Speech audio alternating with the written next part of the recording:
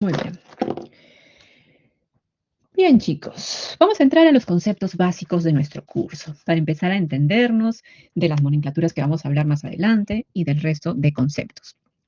En principio habíamos mencionado esta palabra, cinesiología. Y es que yo diría que es lo correcto, ¿bien?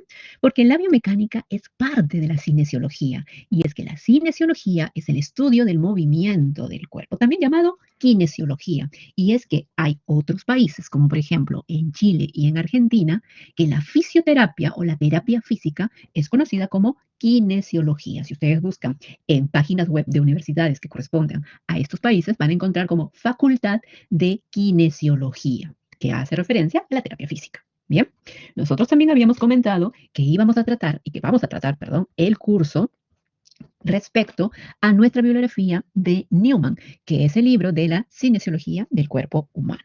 Bien, ahora, este curso, o perdón, este estudio reúne tres campos importantes: la anatomía, la fisiología y la biomecánica. La anatomía es algo que nosotros ya lo tenemos, ¿verdad? En la anatomía tú vas a estudiar puntos de origen, puntos de inserción, función del músculo, inervación del músculo, irrigación del músculo. Esto ya lo conocemos, check. Pero ahora, para entender cómo funciona, es importante relacionarlo con la biomecánica y la fisiología. La fisiología sabemos que es un proceso, ¿no? Estudia procesos energéticos, nos dice que tiene nuestro organismo y que es utilizada para realizar actividades físicas. Básicamente, las actividades que o cuánto ATP nosotros consumimos para realizar ciertos movimientos. No vamos a entrar en detalle de la fisiología en sí, pero que sepan que es importante. Y esto tiene que ver mucho y está relacionado con la alimentación del paciente. Por ejemplo, si tenemos un paciente que está en proceso de cicatrización, ya sea de piel, tendón, ligamento e incluso la fractura, podríamos sugerir, recomendarle que tome vitamina K, ya que esta vitamina, la vitamina K, vamos a colocarlo acá, me ayuda a la síntesis de algún tejido. Entonces, si un tejido está en proceso de recuperación, en proceso de cicatrización, esta vitamina hace un gran aporte a que mejore la velocidad de esta cicatrización. ¿No? Todo eso tiene que ver la fisiología, chicos. Ustedes como terapeutas físicos podrían realizar un curso de nutrición orientada a la fisioterapia, sería genial. Bien, pero a ver, aparte de la anatomía y la fisiología, estamos hablando de biomecánica, lo que vamos a desarrollar en este curso, que nos dice la biomecánica utiliza los principios de la mecánica. Claro que sí, porque vamos a ver que no solamente hay mecánica en el cuerpo humano, sino que mecánica en equipos, mecánica para realizar movimientos. Bien, la biomecánica que está relacionada con el cuerpo humano utiliza estos principios de la mecánica, que nosotros vamos a hablarlo un poco más adelante. Entonces, la fisiología del movimiento no es fisiología en sí, sino del movimiento, va a estudiar procesos y funciones del aparato locomotor. Y este aparato locomotor utiliza tres puntos importantes: músculo, tendón y hueso. ¿Quién levantó la manito, chicos? Se me ha ido. ¿Tenemos alguna pregunta, alguna consulta? Alguien levantó la manito y no alcancé a ver el nombre, chicos. Bueno, si tenemos la pregunta, lo hacemos. Si no, lo escribimos en el chat. De cualquier forma funciona. Entonces, hablemos de este aparato locomotor o sistema locomotor. Y habíamos mencionado que son tres elementos importantes: las articulaciones, los huesos y los músculos, chicos. Bien, cada uno están relacionados y trabajan entre sí. ¿Para qué? Con un único fin, que es el movimiento. Si tuviéramos solo músculos, pues no vamos a ver movimiento, ¿verdad? Si solo tenemos huesos, necesitamos a los músculos que realicen esos movimientos. Y las articulaciones es por medio donde se da el movimiento, que es la unión de dos huesos a más, para que estos músculos, a través de sus tendones, realicen la tracción y nosotros vemos como resultado un movimiento. Todo esto es un trabajo de engranaje que tiene que ver el sistema locomotor. Cada vez que ustedes escuchen sistema locomotor, estamos hablando de estos tres elementos: huesos, articulaciones y músculos. Bien, entonces, teniendo estos conceptos, vamos a hablar de biomecánica, que es parte de la cinesiología. Bien, como en principio habíamos mencionado, la biomecánica va a aplicar principios de la mecánica y estos principios y estas fuerzas van a ser sometidas al cuerpo humano. Y el cuerpo humano, a través de estas fuerzas, va a ejecutar lo que nos interesa: movimiento. Bien, ahora, la biomecánica, como utiliza principios mecánicos y tiene un único fin, que es el movimiento, esta mecánica se va a dividir en dos principios: en un tipo de mecánica estática y dinámica. La parte dinámica tiene que ver mucho con el movimiento. La parte estática a veces lo entendemos mal. Lo entendemos como si fuera no movimiento, falta de movimiento. Y esto está errado, porque para que haya estática, ¿ok? Lo que estamos viendo aquí, tiene que haber un equilibrio de fuerzas. Entonces, aquí, para que haya este equilibrio de fuerzas, van a haber grupos musculares que se encuentren en tensión y grupos musculares que se encuentren en elongación, que son dos actividades opuestas, que aparentemente, que aparentemente en nuestras articulaciones, bueno, esta sería la articulación, no se está produciendo movimiento, pero dentro del trabajo del sistema musculoesquelético sí está habiendo movimiento, pero como resultado vamos a tener a un cuerpo estático. Pero recuerden, vamos a tener fibras musculares que estén contrayéndose y fibras que estén elongándose. Bien, esta parte estática no la vamos a estudiar mucho, donde nos vamos a enfocar en la mecánica de movimiento, cómo se mueve esa articulación, a través de qué movimientos ocurre ocurre el movimiento de una articulación. La parte dinámica vamos a dividirla en dos puntos, en dos áreas, la cinemática y la cinética. A ver, la cinemática y la cinética son dos áreas diferentes, pero trabajan relacionadas al movimiento, ¿sí? Porque es lo que queremos, movimiento. La cinética va a trabajar o va a estudiar al cuerpo humano a través de las fuerzas que se aplican sobre una articulación para que realice un movimiento. La cinemática va a estudiar la forma del movimiento, no las fuerzas que se aplican a la articulación, sino cómo se mueve la articulación. Por eso estamos hablando de forma. Bien, el día de hoy nosotros vamos a hablar de este punto, cinemática. La próxima clase nosotros entraremos a hablar de cinética, la otra parte de la mecánica. Entonces, la cinética, habíamos mencionado que estudia la forma del movimiento de una articulación. Bien, esta cinemática vamos a conocer dos áreas importantes, la osteocinemática y la artrocinemática.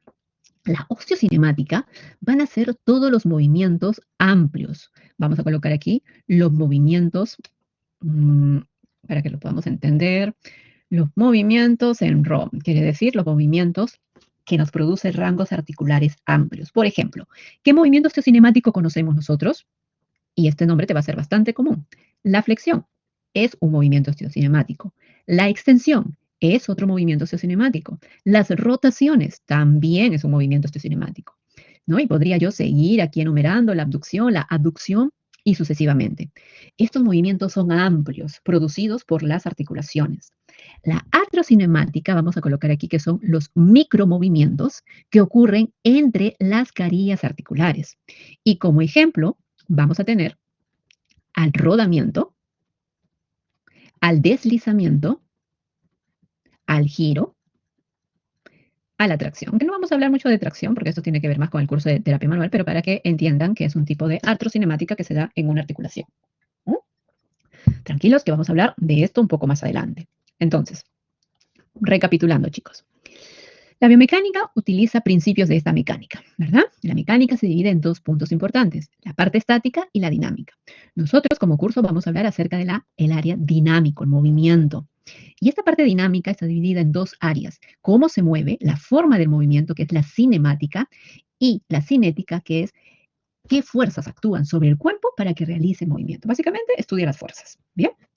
En esta cinemática van a haber dos puntos importantes del cual vamos a hablar, la osteocinemática y la artrocinemática. La osteocinemática son los movimientos macros, movimientos grandes, como la flexión, extensión, rotación y todos los movimientos grandes que realiza una articulación. Mientras que la artrocinemática son los movimientos micromovimientos, ¿por qué? Porque son movimientos pequeños que suceden dentro de una articulación, que sucede entre las carillas articulares de una articulación, que son el rodamiento, el deslizamiento, el giro y tracción. Bien, conceptos que vamos a ir hablando un poco más detenidamente. Bien, el análisis de movimiento, chicos, y esto lo vamos a hablar en las últimas clases. ¿Por qué? Porque vamos a hacer una exposición en base al análisis del movimiento. ¿Y qué tiene que ver este análisis? Tenemos nosotros que verlo de una forma, de un enfoque biomecánico, ¿sí? Ahora, este enfoque, en general, a veces es cualitativo, ¿bien? A veces puede ser también cuantitativo, pero generalmente, chicos, nosotros como terapeutas utilizamos la parte cualitativa y eso a veces no nos da un peso a nivel de investigación tan alto. Claro que tenemos, por ejemplo, herramientas para mencionar cuánto es un rango articular, tenemos angoniómetros, ¿cierto? Pero muchas veces en nuestra clínica del día a día. Nosotros no estamos con el goniómetro en la mano y midiendo cuánto de dorsiflexión tiene el paciente luego de un esguince de tobillo, o cuánto de flexión tiene mi paciente en la columna dorsal con una jiba incrementada. No. Nosotros evaluamos, y entre comillas voy a decir, tenemos el ojímetro, ¿verdad? Que vendría a ser nuestra clínica, vendría a ser el entrenamiento que nosotros tenemos con nuestra práctica clínica día a día. Bien, entonces a veces no es lo mismo 20 grados para mí que 20 grados para ti. Bien, entonces siempre a veces hay un problema, pero lo podemos lo podemos resolver rápidamente con un elemento que es el goniómetro para este caso, ¿no? Que nos sirve mucho en la biomecánica. Ahora, para seguir hablando acerca de la biomecánica, hay que tener en cuenta, chicos, que la biomecánica es diferente al concepto de anatomía funcional. Y esto para muchos de repente es ya claro. Y es que la anatomía funcional, diferente a la anatomía, básicamente estudia la función de los músculos, ¿verdad? La función, ¿para qué me sirve este músculo? Para flexionar el codo. ¿Para qué me sirve ese músculo? Para reducir la cadera. ¿Qué es lo que va a lograr este músculo? ¿Qué es lo que va a ejecutar en el cuerpo humano este músculo? Esa es anatomía funcional. La biomecánica es totalmente diferente. Es cómo realiza la articulación este movimiento, en base, obviamente, a fuerzas que son transmitidas a través de los músculos. Bien, son dos cosas distintas, pero si se dan cuenta, están relacionadas entre sí. Entonces, vuelvo a recalcar nuevamente, a repasar nuestra anatomía. Y lo más reciente que deberíamos revisar es la anatomía del hombro, ¿sí? La anatomía funcional del hombro, que son las primeras biomecánicas que vamos a resolver entre la tercera y cuarta semana. Nicole, te escuchamos. Nicole, ¿levantaste la manito? Ay, ¿qué pasa, chicos? O el problema viene por su lado o por mi lado, que no llego a escucharlos. Utilicemos el chat también, chicos, ¿sí? Bien. Entonces, en general, la biomecánica, chicos, saber una correcta biomecánica, y esto tiene que ver en casi todas en nuestros cursos, básicamente, es la prevención, ¿sí? Nos va a ayudar a prevenir alteraciones del movimiento y, dicho de paso, nos va a ayudar a prevenir desgastes articulares que pueden caer siendo exagerada en una artrosis, por ejemplo, a mediado, o una artrosis, perdón, temprana. Evaluar las alteraciones del movimiento, tratamiento de las alteraciones del movimiento, claro que sí, nos va a ayudar a la evaluación de nuestro paciente, no solamente un paciente que quiere prevenir lesiones, sino un paciente post-lesión, saber cuál debe ser el camino en el cual yo tengo que potenciar ciertos movimientos. Saber biomecánica me va a ayudar a mejorar el rendimiento de mi paciente, el rendimiento físico, porque se va a mover adecuadamente y no van a haber grupos musculares que tengan que compensar alteraciones de movimientos, por ejemplo, ¿sí? Y bueno, por ende, modificar el entorno del paciente. ¿Qué tiene que ver, por ejemplo, un paciente? No sé, imaginemos que hay un paciente con una lesión que lo impida movilizarse o ser independiente para moverse de un punto A un punto B. Tú, con tus conceptos de biomecánica, puedes enseñar al paciente que debería, por ejemplo, si hay una alteración de miembros superiores donde no puede usarlo, tienes que enseñarle cómo usar los miembros superiores de forma adecuada, porque el sobreuso de los miembros superiores a la falta, por ejemplo, de rodilla o de cadera, podría también lesionarse. Entonces tú aquí tienes que enseñar cómo debería de moverse. Obviamente, preparar al paciente previamente estos músculos, porque sí o sí, estos músculos van a ser una sobrecarga de lo que habitualmente estaban acostumbrados. Muy bien, chicos. ¿Alguna pregunta hasta aquí? ¿Todo claro? ¿Podemos seguir avanzando? ¿Cómo estamos? Bien, avanzamos entonces. Terminología descriptiva, chicos. Importante. Ustedes conocen estas dos posiciones habituales, la posición anatómica y la posición fisiológica, por así mencionarlo. Nosotros, para nuestro curso de anatomía, recuerden esto, por favor, nosotros vamos a tener siempre como referencia la posición anatómica. La posición fisiológica, que es esta de acá, generalmente es usada para la evaluación de mi paciente. Tenemos estas dos imágenes. ¿Encuentran la diferencia, chicos? ¿Cuál es la diferencia entre estas dos imágenes? Entre la palma. Gracias, Estefan. La palma, la posición de nuestros miembros superiores, correcto. Es que cuando viene tu paciente a consulta, tú no le vas a decir a tu paciente que se coloque en posición anatómica, ¿verdad? Tú le dices, a ver, paciente, póngase en la pared, mire hacia el frente, ni siquiera le dices póngase derecho, porque eso ya es aquí ya estamos alterando su posición visual. Tú quieres evaluarlo, ¿verdad? Tú simplemente le dices párese y mire al frente y ya está. Y tú evaluarás si hay un hombro más elevado que el otro, si hay una mano que está en rotación interna, de repente la otra está en rotación externa, ¿verdad? Si de repente encontramos una cadera más elevada que la otra, si tenemos un valgo de rodilla, si tenemos un descenso del arco plantar, esta es la posición fisiológica. Para el curso de biomecánica es esta referencia, chicos. Palma de las manos mirando hacia el frente. ¿Por qué? Porque cuando la palma de la mano mirando hacia el frente y yo te diga, el pulgar se aleja de la mano, estaríamos hablando de un movimiento osteocinemático que está pasando aquí. Si yo te digo, el brazo se aleja de la línea media del cuerpo, ¿ok? Estamos entonces hablando acerca de una ABD de la articulación glenohumeral, ¿verdad? Si yo te digo, el brazo se va, bueno, no se va, sino dirigimos el brazo detrás, o perdón, hacia la cara dorsal del tronco, bien, voy a colocar así una flecha, estaríamos hablando de una extensión de la articulación glenohumeral. Si mencionamos que la oreja se acerca hacia el acromion, y en este caso izquierdo o hacia el hombro izquierdo, estamos hablando de una inclinación de los cuerpos vertebrales cervicales, ¿verdad? Inclinación izquierda debería ser esto. Bien, entonces vamos a tener como referencia a nuestra posición anatómica para los movimientos osteocinemáticos de nuestro curso de biomecánica. Los decúbitos ya los conocemos. Vamos acá, vamos a los decúbitos. Estos son los decúbitos, ¿verdad? El decúbito supino, boca arriba, decúbito prono, boca abajo. Tenemos los decúbitos laterales, ya sea derecho o izquierdo, y las posiciones sedentes. Si no lo conocías, para que lo tomes en cuenta, ¿sí? Cuando hablemos de supino, nos referimos a esta posición, prono a la posición boca abajo, por ejemplo. Planos de movimientos, también importante saber y manejarlos sobre todo, chicos. Vamos a tener 3 planos de movimiento. El primer plano, el plano sagital, el segundo plano, el plano frontal y el tercer plano, el plano transversal. El plano sagital que vemos aquí, este plano de color rojo, va a dividir el cuerpo en 2 mitades perfectas, en una mitad derecha y en una mitad izquierda, ¿correcto? Y este plano de movimiento nos dice que el movimiento se va a desarrollar en este plano. Bien, quiere decir que el brazo se va a ir hacia adelante o se va a ir hacia atrás, respetando este plano, que es el plano sagital. El plano frontal divide también al cuerpo en 2 mitades perfectas, en anterior y posterior. Sí, Nicole, otra vez, levantamos una manito.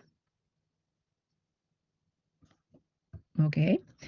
Por lo tanto, el movimiento, en este caso para miembro superior, por ejemplo, va a desarrollarse en este plano. Quiere decir que el brazo puede hacer una abducción y el retorno una aducción, ¿sí? Solo en este plano, en el plano frontal.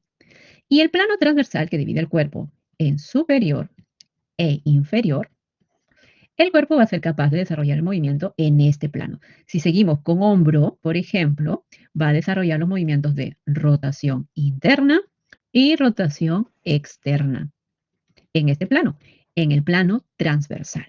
Bien, y así como para hombro que hemos mencionado, que aquí en el plano sagital realiza la flexoextensión, en el plano frontal realiza la aducción y la abducción, y en el plano transversal las rotaciones, para cada una de las articulaciones también se mueven en este plano. ¿Sí? En cada uno de estos planos hay que analizar a las articulaciones. Ahora, cada uno de estos planos, para que surja el movimiento, está atravesada a través de un eje de movimiento. Vamos a presionarlo. ¿Tengo una imagen? No, aquí, no importa. Bien. Cada plano está con un eje de movimiento. Por ejemplo, este primer plano, perdón, este primer eje, ¿sí? Va a atravesar al plano de movimiento sagital, justamente para que se permita la flexoextensión. Este eje de movimiento, vamos a llamarlo eje frontal, ¿sí? Que atraviesa al plano sagital. Por lo tanto, si usamos esta imagen, voy a borrar todo esto. Aquí está. Este es el plano frontal, perdón, sagital. Ahora, con el mismo color, voy a atravesar con mi eje frontal a este plano de esta forma. Por lo tanto, estoy atravesándolo con un eje frontal. Voy a utilizar esta misma imagen, chicos. ¿Sí? Entonces, el plano sagital es atravesado a través del eje frontal para que se realice un movimiento. ¿Qué pasa con el plano frontal?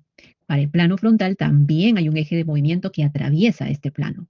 En este caso viene este plano, perdón, este eje, vamos a tratar de ponerlo así, viene de adelante hacia atrás o de atrás hacia adelante, que vendría a ser el eje anteroposterior, para que el movimiento se pueda desarrollar en el plano frontal. Y por último, tenemos al plano transversal, que es atravesado a través del eje longitudinal. ¿Okay? Entonces, a través de este eje va a ocurrir los movimientos de rotación. Rotación interna, rotación externa. Eje longitudinal, que atraviesa al plano transversal. Bien, esto mismo lo tenemos acá, chicos. Cada plano, observen acá, tenemos los 3 planos de movimiento, bien, para que tengas una idea, cómo en 3D pueden ocurrir los movimientos y cada plano está sometido por un eje de movimiento, ya que a través de ese eje de movimiento van a ocurrir los movimientos, valga la redundancia. Lo que quiero aclarar aquí es que no todas las articulaciones tienen estos 3 planos de movimiento con sus 3 ejes. La articulación glenohumeral es una de las articulaciones que sí se mueven en los 3 planos de movimiento. Pero, por ejemplo, el codo, aquí, esta no se mueve en los 3 planos de movimiento. Bien, esta, ¿en qué plano creen que se mueva, chicos? En el plano sagital, frontal, transversal, el codo. ¿Sagital? Sagital, muy bien. Solo se mueve en el plano sagital, por lo tanto, solo se mueve en un plano. Tiene un plano, tiene un eje. Bien. Y así podríamos seguir mencionando que otras articulaciones tienen un plano de movimiento o 2 o 3 planos de movimiento. Eso lo vamos a ir viendo con nuestras clases biomecánica semana a semana. Bien, entonces, identifiquemos los planos de movimiento para la articulación glenohumeral. Por ejemplo, para este primer movimiento, chicos, vamos a observar cómo el hombro se mueve hacia adelante para una flexión y su retorno para una extensión. Ese es el movimiento de flexo-extensión, que se va a mover en el plano sagital con el eje frontal. El otro movimiento que se está desarrollando en el plano frontal con la abducción y aducción, aquí vamos a ver un poco más, la aducción y la abducción, vamos a dejar que pase esto, y aquí tenemos a la flexión, extensión, en el plano sagital, en un eje frontal, y ahora veamos, flex, aducción y el retorno, la aducción, ¿verdad? Este movimiento se da en el plano frontal o coronal, como lo conozcamos, chicos. Bien, ¿qué eje cruza este plano? El eje anteroposterior. Y por último, tenemos a las rotaciones. Observemos la rotación externa y el retorno, la rotación interna. Este movimiento de rotación interna y externa se ha dado en el plano transversal. Y este plano transversal ha sido atravesado a través de su eje de movimiento longitudinal o vertical, también lo pueden conocer. Bien, esto es una de las articulaciones que se mueven en los 3 planos y eje de movimiento. Muy bien, chicos, ¿preguntas hasta ahí? ¿Cómo estamos? Espero que ya sepan estos conceptos, si no, a repasarlos, chicos. Hablemos un poco de centro de gravedad. Gracias, Juan. El centro de gravedad. Todos conocemos el concepto de centro de gravedad, que es el punto donde se concentran las fuerzas manteniendo en equilibrio al cuerpo, ¿no? Como concepto, nos dice que se encuentra en el centro.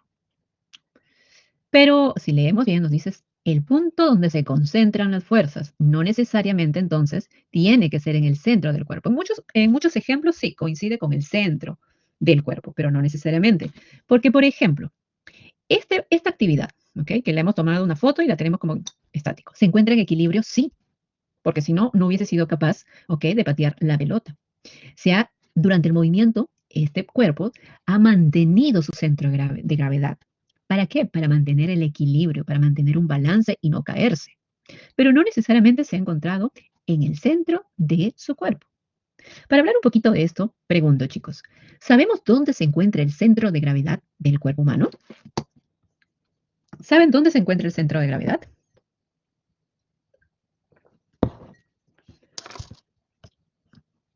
Si les preguntara eso, chicos, en el Kahoot, en el quiz. Del cuerpo humano, Laura. A ver. Miren, les doy 4 opciones. Victoria está cerca, en la columna. ¿Pero qué parte de la columna? ¿En el E4? ¿En el 5? ¿En S1? ¿En S2? Hay que ser más precisos.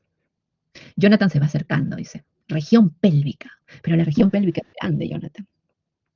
En la región pélvica encontramos el sacro, ¿verdad? ¿Qué parte del sacro? El sacro tiene sus partes, S1, S2, S3 y S4. Licenciada, pero es un solo hueso el sacro. Sí, es un solo hueso, que así está soldada, pero a pesar de que está soldada, chicos, y esto ya son un poco más de conceptos osteopáticos, podemos encontrar movimiento, pero no voy a hablar mucho detalle de eso. Correcto, se han acercado muy bien. S2, bien, S2. Se encuentra más o menos, si nosotros queremos ser aquí, cresta ilíaca, según nuestros conceptos anatómicos, debe estar L5 acá, L1, S2. Entonces vamos a cambiar de color para que se note. Ahí, más o menos, bien. Pero a ver, S2 se encuentra exactamente en el hueso, en S2, se encuentra más hacia anterior, más hacia posterior, porque en el cuerpo humano no necesariamente el centro de gravedad se encuentra en la estructura ósea, chicos. ¿Dónde se encuentra el centro de gravedad? Muy bien, Fiorella. Se encuentra ligeramente hacia anterior del cuerpo vertebral S2. Bien. Pero este centro de gravedad, como observamos acá, más o menos S2, cambio de color, aquí, se encuentra cuando mi cuerpo está estático. Quiere decir que no hay un rango de movimiento que desplace a mi cuerpo. Pero mira, ¿qué pasa cuando mi cuerpo empieza a tener desplazamiento, rangos amplios de movimiento? Mi centro de gravedad cambia. Cuando elevo mis brazos, mi centro de gravedad asciende. Cuando yo realizo una flexión de mi columna, mira, el centro de gravedad se anterioriza mucho más.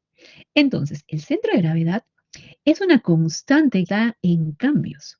Mira acá, si tú tienes a un paciente que realiza una mayor descarga de peso hacia un lado, el centro de gravedad se está moviendo más sobre esa descarga de peso.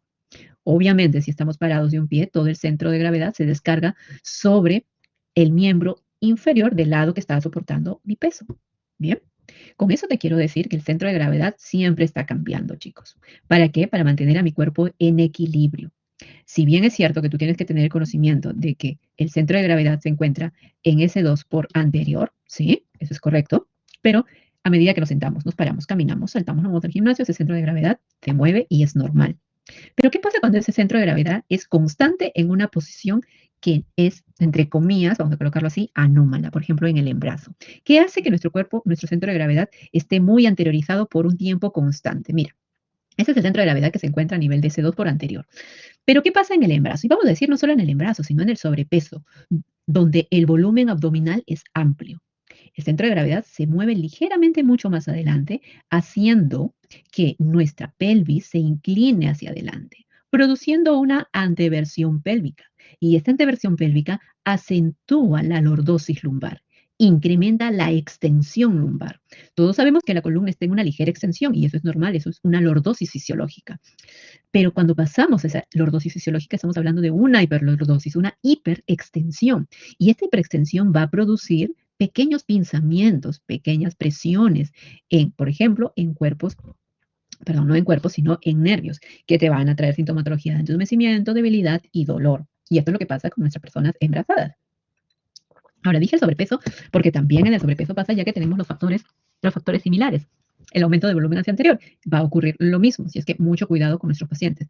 Entonces, no solamente nuestro tratamiento se va a enfocar en, bueno, licenciada, si tiene una anteversión pélvica, voy a fortalecer glúteo, ¿verdad? Glúteo mayor, glúteo medio para mejorar la estabilidad a nivel pélvica. Voy a hacer que mi paciente realice una acción de transverso abdominal para mejorar la faja abdominal, correcto. Pero si mi paciente sigue teniendo esta carga, ya sea un bebé, ¿verdad? O ya sea distensión abdominal por sobrepeso, esto va a seguir ocurriendo. El paciente va a seguir sintiendo dolor, va a mejorar, claro que sí, con la terapia, pero va a ser una constante. Bien. Entonces, en caso del sobrepeso, ya sabemos qué recomendar al paciente. En caso de la embarazada, vamos a tener que acompañar, bien, a este ciclo durante los 36, 38 semanas de gestación para evitar un debilitamiento articular, perdón, muscular, una sobrecarga articular, y acá ya pueden usar, chicos, de sus actividades como terapia manual, podríamos utilizar de repente también el tape, podríamos recomendar al paciente que utilice una faja de sostenimiento por determinadas horas, ¿verdad? Para evitar las lesiones que sabemos que está pasando aquí. Lamentablemente no vamos a poder evitar, pero sí podemos reducir lo que va a pasar aquí en las lesiones de una mujer embarazada. Y más si vemos que esta mujer al inicio de su embarazo siempre, por ejemplo, ha tenido una alteración del centro de gravedad y su centro de gravedad en reposo al principio ya se ha encontrado acá, quiere decir que hay una anteversión pélvica mucho más marcada, como por ejemplo en la raza negra, donde vemos que los pacientes tienen una anteversión pélvica mucho más marcada viéndose muy voluminoso la zona pélvica, ¿verdad? La zona de los glúteos, porque su centro de gravedad se encuentra mucho más en anteversión. Y encima, si sometemos a este paciente a estar embarazada, créanme que la sintomatología en la zona lumbar va a ser más dolorosa y irradiada en estos pacientes. ¿Bien? Y todo lo contrario también. Si el centro de gravedad se encuentra en posterior, ¿ok? Aquí, vamos a ponerlo para exagerar un poco, quiere decir que la columna lumbar ahora se encuentra recta. Estoy exagerando con el dibujo, ¿eh? Recta, ha perdido esa lordosis fisiológica. Por lo tanto, aumentamos carga aquí con el embrazo, ¿bien? La sintomatología va a ser la misma, chicos, porque vamos a presionar mucho más un cuerpo vertebral que ha estado acostumbrado a estar recto. Lo sometemos a embrazo, una carga alta, y aquí también el paciente va a tener la misma sintomatología, dolor, entumecimiento, porque estamos atacando los nervios. ¿Bien? Entonces hay que ver los dos lados. Importante entonces saber cuál es el correcto o la correcta ubicación del centro de gravedad en una posición neutra. Quiere decir que no hay movimiento. Importante para saber qué es lo que puede estar pasando dentro de nuestras carillas articulares. Preguntas hasta acá, chicos. ¿Vamos bien? ¿Consultas? Vamos bien. Bien. Vamos a hablar acerca de las bases fundamentales del sistema locomotor. ¿Recuerdan que el sistema locomotor hablaba de huesos, articulaciones y músculos? Muy bien. Vamos a hablar de estas tres partes. Bien. Recordar conceptos, porque es importante. La osteología, chicos, que tiene que ver con los huesos. A ver. Todos sabemos que el hueso está formado por un alto porcentaje de minerales, básicamente el calcio, pero así como tenemos calcio, tenemos colágeno tipo 1 y proteoglicanos. Pero también recuerde que el hueso está formado por un 25% de agua. Pero ojo, estamos hablando de un hueso fresco, quiere decir un hueso vivo. Ahorita mismo, tu hueso tiene un porcentaje de 25% de agua. Pero aquel hueso que ya es un cadáver, ese hueso se ha deshidratado y ha perdido esta agua.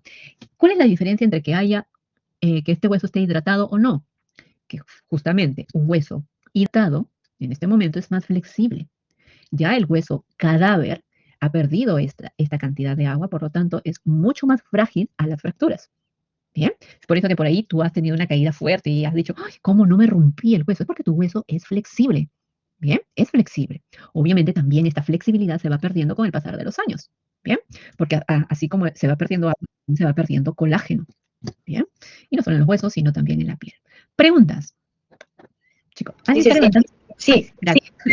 O sea, y esto mayormente ocurre en personas ya adultas, pero ¿qué pasa si ocurre en un joven de 18 años que de repente juega fútbol y con un empujón se fracturó el radio, digamos? O sea, ¿podríamos decir que tiene un hueso deshidratado? Porque yo pienso, según el video que yo he visto, porque es real, el joven tiene 18 años, estaba jugando fútbol y se choca con su compañero y ese choque de cuerpo con cuerpo le generó la fractura. Fue un impacto de cuerpo a cuerpo. A ver, ya, gracias por tu consulta. Sí, chicos, ahora, esto tiene que ver mucho con la mecánica y no tanto depende, bueno, habría que hacer un super estudio con este paciente, ¿no? Que llame la atención que, licenciada, ¿por qué un impacto que aparentemente no debiera de causar una fractura causó una fractura? Hay que estudiar primero la mecánica del movimiento, cómo pasó, porque hay caídas vamos a colocarlo así entre comillas, tan suaves, ¿no? Que aparentemente no producen, pero justo la fuerza cayó en la diáfisis, en el rango perfecto para poder fracturar este hueso. Ahora, hay tipos de fracturas también.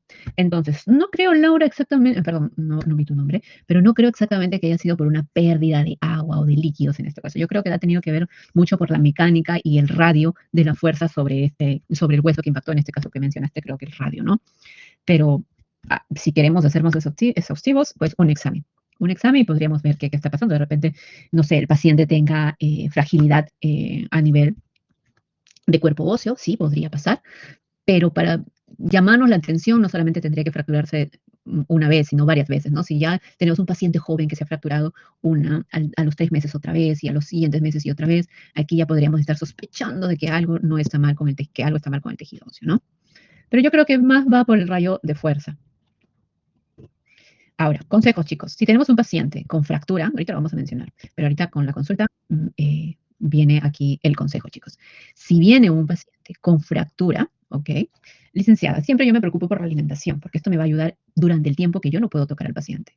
Licenciada, ¿le puedo recetar o le puedo indicar que consuma calcio para que me ayude a la formación a la formación de tejido óseo? No, eso no va a ayudar, simplemente, o sea, calcio, está bien, lo va a tomar, lo va a consumir, pero no te va a ayudar el calcio. ¿Qué es lo que puedes indicarle al paciente para que mejore? No solamente la vitamina K, sino también la vitamina E. La vitamina E me va a ayudar, chicos, a sintetizar el colágeno, ¿sí?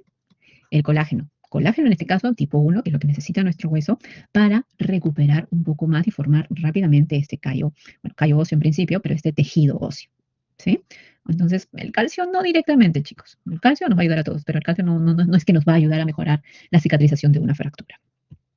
Bien, funciones. El tejido óseo, los huesos tienen una función importante, chicos, múltiples, pero lo que nos llama la atención a nosotros como terapeutas físicos es da unión para el movimiento, ¿verdad? Entre hueso y hueso se forma una articulación y gracias a esa articulación va a ocurrir movimiento. ¿Es un punto de inserción muscular? Claro que sí, no solo muscular, sino también ligamento y visceral, órganos.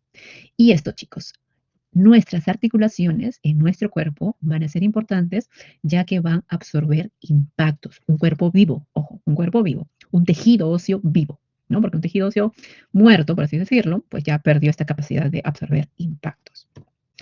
Tenemos un sinfín de clases y formas de huesos. Entre los más comunes, los huesos largos, que están vinculados a nuestras extremidades, como el fémur, como el húmero, el radio, el cúbito, la tibia, el peroné, son nuestros huesos largos. Huesos planos, como los huesos del carpo, de tu mano, o como los huesos del cráneo, que también son planos, por ejemplo, ¿verdad? Los huesos cortos o pequeños, los huesos que se encuentran, por ejemplo, en el pie, las cuñas, el escafoides, ¿no? Son huesos cortitos, pequeños, y huesos irregulares. Y como los irregulares, como el mismo nombre lo dice, pues tienen formas diferentes. El sacro, por ejemplo, una vértebra, una rótula, que es un hueso irregular. Bien, es importante recordar esto, chicos. Nosotros vamos a tener dos tipos de hueso, el hueso compacto y el hueso esponjoso. El hueso esponjoso está, miren, vamos a observarlo con estas trabéculas. Y el hueso compacto es mucho más denso y no vamos a observar estas trabéculas que observamos en el hueso esponjoso. Pero lo importante es que el hueso tiene estas dos partes a su vez. No quiere decir que en una porción es esponjoso y en otra porción es compacto. No. Miremos acá en esta imagen. Miren. Observen acá. Esta línea o esta imagen más blanca nos indica que es el hueso compacto. Aquí también, hueso compacto. Miren, toda esta línea blanca. Y en el centro, que observamos un poco más oscuro, voy a poner en verde, está el hueso esponjoso. ¿Sí? El hueso esponjoso. Entonces, una sola porción de hueso está constituido no solamente por hueso compacto, sino también por hueso esponjoso. Y el hueso esponjoso generalmente se encuentra en el centro de mi cuerpo óseo. Observen acá, todo esto vendría a ser el cuerpo esponjoso y sus alrededores, justamente para dar forma y fuerza, está rodeado por hueso compacto. Mira. Bien, esto ocurre en todo tejido óseo. Por ejemplo, la escápula, que es un hueso plano, si yo lo observo con un corte transversal, miren, aquí vemos una línea delgada, pero todo esto vendría a ser el hueso compacto.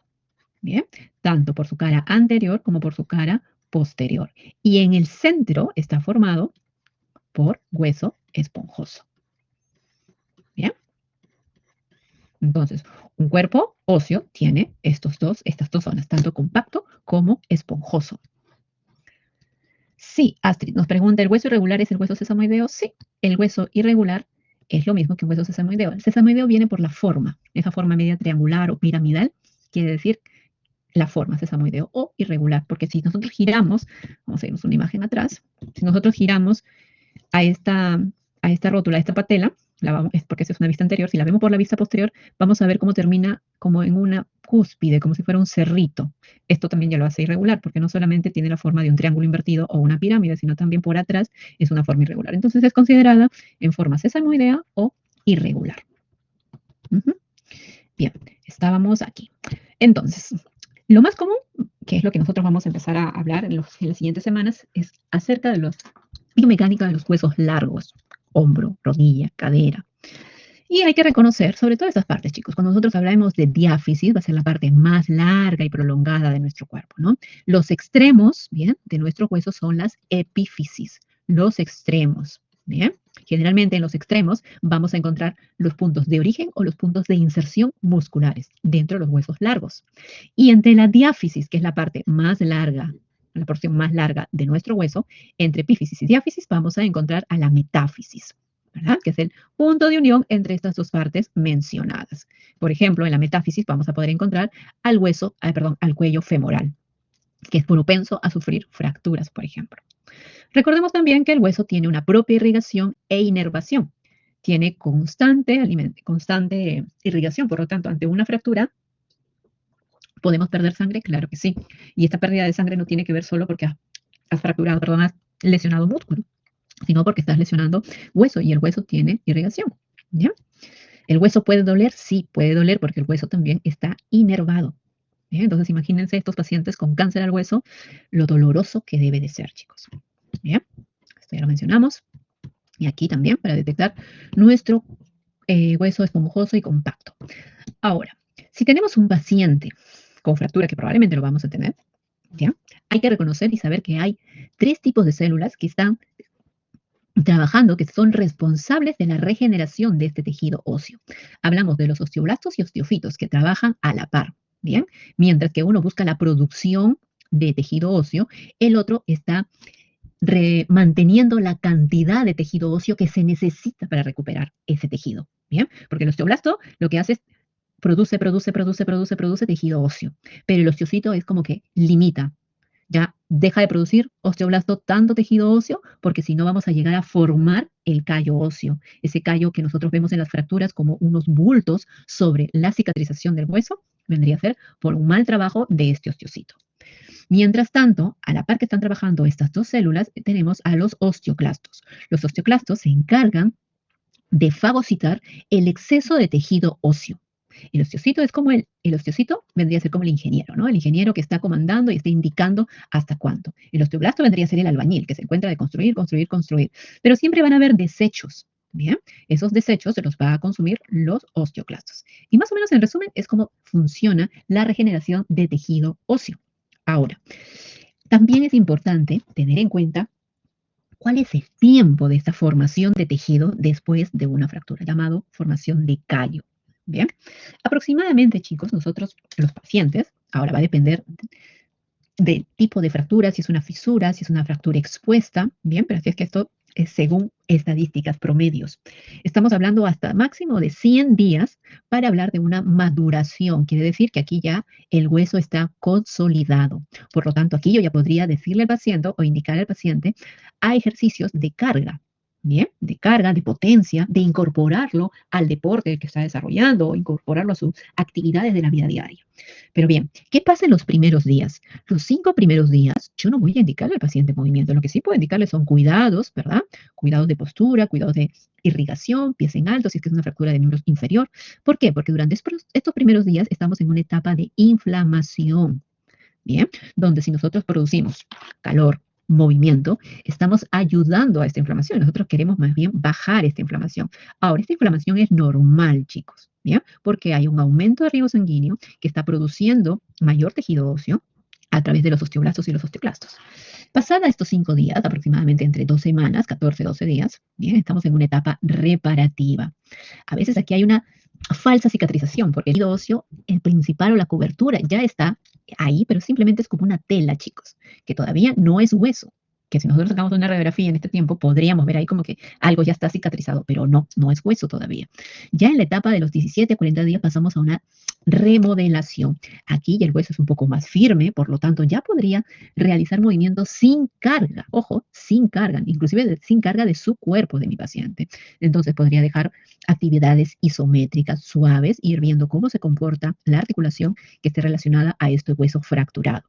Entonces, si mi pregunta es, ¿desde qué momento yo como terapeuta podría iniciar la terapia de mi paciente?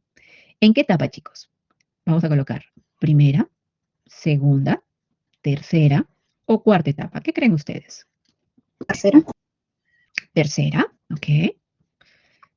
Vamos a colocar aquí una rayita. Está claro, yo creo que en la etapa cuarta, sí o sí, pero ¿cuándo puedo iniciar? Creo que en la etapa cuarta me estoy demorando un poco. En la tercera, ok, estaría bien, pero podríamos también iniciar acá. Licenciada, pero acá no le voy a dejar movimientos, ni siquiera los isométricos. Sí, tienes razón, ni siquiera los isométricos. Pero tú como terapeuta recuerda que tienes que ver la cicatrización de la herida. Si bien puede ser una fractura, pero va a haber una piel que está sobre este hueso, ¿no? Imaginemos que esta es la piel. Si es expuesta, sí o sí vas a tener que manejar la cicatriz, y la cicatriz es importante que la manejes en las primeras semanas. Pero si no es expuesta y solamente ves una piel ahí, ¿no? Obviamente no vas a ver ninguna herida, puedes trabajar en base a drenaje linfático. Tú como terapeuta físico puedes trabajar drenaje linfático. Así es que a buscar información, no son masajes, ojo, el drenaje linfático es un trabajo bastante delicado, pero muy efectivo si lo sabes hacer. ¿Bien? Entonces, ojo, porque no es la indicación solo de decirle al paciente que coloque, no sé, los brazos arriba o las piernas arriba, si es que por ahí es miembro inferior. Sí, ¿cuál es la consulta, chicos? Miss, ¿qué Sí. pasa si ya ha pasado todo ese tiempo hasta el grado de maduración, pero el Ujú. paciente todavía tiene, en este caso, digamos, el pie inflamado, el tobillo, la parte inferior, Ujú. inflamado, Ya. hinchada, pero este Ujú. paciente ya, pues, ya ha llegado a esta etapa, ya hizo, incluso camina ya, ¿no? Después de estar enyesado, con su método, pero se mantiene esa inflamación ahí. Ya, correcto, gracias. A mí también me ha pasado. Nos podemos asegurar que ese hueso ya está soldado, ¿ok? Entonces, que camine y que todo eso no me voy a preocupar. Pero sí, es correcto, preocuparme por la inflamación, porque aquí ya va un tema más osteopático, que quiere decir, yo tengo que reducir ese edema, porque el que haya un exceso de líquido, chicos, a pesar que el paciente ya pueda caminar, eh, me está indicando que hay una mala función a nivel de ganglios, que me podría provocar en un futuro una neuropatía. Quiere decir que es una neuropatía, más o menos para entenderlo rápidamente, chicos, es como un dolor que aparece, pero que no sabemos por qué está pasando este dolor. Y muchas veces es causado por esa inflamación mal trabajada o simplemente no trabajada. Recomendaciones. Una de ellas, lo que veníamos comentando, tratar de hacer drenaje linfático. ¿Ok? Hay maniobras de bombeos, que es como una digitopresión sobre esta zona, pero tenemos que saber exactamente dónde, ¿ok? Pero está bien que nos enfoquemos en reducir. Ahora, sin olvidarnos de manejar el movimiento. No solamente me voy a dedicar la terapia a manejar la inflamación, sino también hay que centrarnos en la potencia, preocuparnos que los músculos estén totalmente fuertes, que haya flexibilidad, porque a veces también por falta de flexibilidad muscular, el paciente tiende a tener edemas. Entonces, si nosotros manejamos, si estamos hablando de tobillo en este caso, evalúa cómo está el tendón de Aquiles sobre todo, si es flexible o no. Si no es flexible, trabaja gastrocnemios, trabaja liberación de tendón. Deberíamos con estos trabajos disminuir al menos esta inflamación en tobillo. Generalmente pasa por esto. Trabajemos la fascia plantar. La fascia plantar de repente está adherida. Evaluemos cómo está esa fascia plantar. Porque a veces también estas son causantes de que todavía haya una inflamación en tobillo. ¿Bien? Y esto también podríamos repetirlo en otras articulaciones similares a este comportamiento. ¿Bien? Entonces tenemos tarea ahí. Bien, chicos, aquí podemos observar con este corte un hueso inmaduro versus un hueso maduro. Aquí podemos observar un hueso inmaduro que todavía está en formación de tejido óseo, que hay muchas trabéculas. Miren aquí, un hueso maduro, tenemos trabéculas, hueso esponjoso, pero ya hay mayor cantidad de hueso compacto, que es lo que nos ayuda a reconocer que ya hay una maduración, un cuerpo de callo óseo. El callo óseo vendríamos aquí, esto es el exceso, bien, de tejido óseo, generalmente provocado por un mal funcionamiento de tus osteoclastos o también por una mala intervención del traumatólogo, ¿ya? O también puede que el traumatólogo te haya alineado perfectamente, pero tú de repente hiciste una mala maniobra y moviste bueno, en este caso te colocan un yeso, ¿no? Lo moviste y se quedó ahí y empieza la reparación y tenemos este resultado. Ahora, en un hueso largo, este tipo de callo óseo a veces no perjudica mucho, no interviene mucho con el rango funcional de tu articulación, pero imagina si el callo óseo estuviese en la cabeza, aquí, en la cabeza del húmero, si estuviese alterando, porque está muy cerca a una articulación, ¿verdad? Estaría alterando el movimiento de tu hombro, pero en una parte de mi diáfisis, que tendría que ser esta, no mucho, porque aquí no hay una articulación que está vinculada.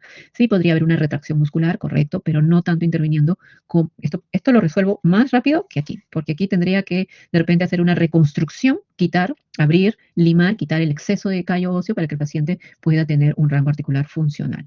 Bien, esto ya más ortopédico. Bien, hablamos de tejido óseo, hablemos de la otra parte del sistema locomotor, la artrología, y tiene que ver con las articulaciones, correcto. Ahora, reconozcamos una articulación, sobre todo las partes, los componentes de esta articulación. A ver, tenemos aquí dos cuerpos óseos. Bien, la unión de dos cuerpos óseos me va a dar una articulación, pero esta articulación está formada aparte por otros elementos. Primero, tener en cuenta que no hay un tope, chicos, de hueso con hueso, nunca. Antes del hueso va a haber un pequeño cartílago y esto va en todas las articulaciones que nosotros vamos a estudiar. Siempre hay un cartílago articular. No es que hay un impacto directo de hueso con hueso. Este cartílago articular, que estoy aquí manchándolo de rojo, es el elemento que se desgasta, chicos. Una vez que se desgasta este elemento, que es el cartílago articular, vamos a pasar a una artrosis, porque ahí recién va a haber un contacto de hueso con un hueso, por ejemplo. Este cartílago articular se va a ir adelgazando con el pasar del tiempo.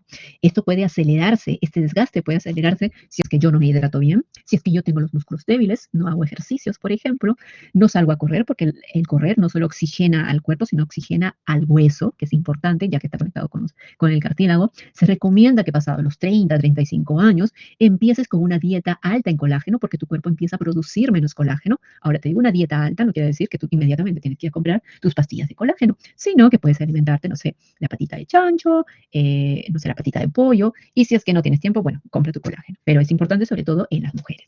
Otro elemento de este cartílago, perdón, esta articulación, va a ser esta bolsita, chicos. Esta bolsita, vamos a cambiar de color. Esta bolsita que va a envolver a la cara principal de la articulación. Y generalmente envuelve todo, tanto por delante y por atrás, por los costados. Es toda una envoltura. Esta es la cápsula articular. ¿Ok? Aquí tenemos a la cápsula articular. Vamos a poner en rojo. Tenemos al cartílago, a la cápsula. Y vamos a cambiar de color, chicos, para que esto se vea un poquito más. Ya, aquí. Y sobre esta cápsula va a envolver otra estructura llamada bolsa sinovial, ¿sí? Ahora, dentro de esta cápsula articular vamos a encontrar un líquido llamado líquido sinovial. ¿Por qué lo menciono, chicos? Y a veces no es considerado como parte de una articulación, porque bueno, es el líquido, pero este líquido también vemos que nuestros pacientes se va reduciendo o a veces pierden este líquido articular. Y al perder este líquido articular, chicos, el impacto que hay en cualquiera de las articulaciones, por ejemplo, una rodilla, se acentúa más. Y esta pérdida del líquido sinovial hace que ocurra un mayor desgaste de mi cartílago articular. Importante entonces tener en cuenta este líquido articular. Vamos a seguir, cambiamos de color. Nos quedamos con rojo. Entonces, estas serían las tres principales. Aquí nos falta hablar de las bursas, pero no las encontramos. Permítame ver si es que tengo otro elemento con bursas. No. Pero bueno, las bursas, voy a dibujarlo en amarillo, y es que no todas las articulaciones tienen bursa. Vamos a ponerlo aquí. Por ejemplo, si fuera una cadera, aquí voy a colocar una bursa, es una grasita que se encuentra entre elementos como por ejemplo tendones, músculos que se paren, justamente para evitar las fricciones entre ambos cuerpos, ¿bien? De tal modo que genera como si fuera un colchoncito, ¿bien? Y esto absorbe el impacto de una articulación y mejora. Estas bursas las vamos a encontrar mayormente en el codo, en el hombro, en la rodilla, en la cadera. Articulaciones grandes que soportan peso y que están en constante fuerza de tracción. ¿Bien? Aquí las tenemos. Bien. Prestemos atención aquí, chicos. La clasificación articular. En los libros ustedes van a encontrar dos tipos de clasificaciones.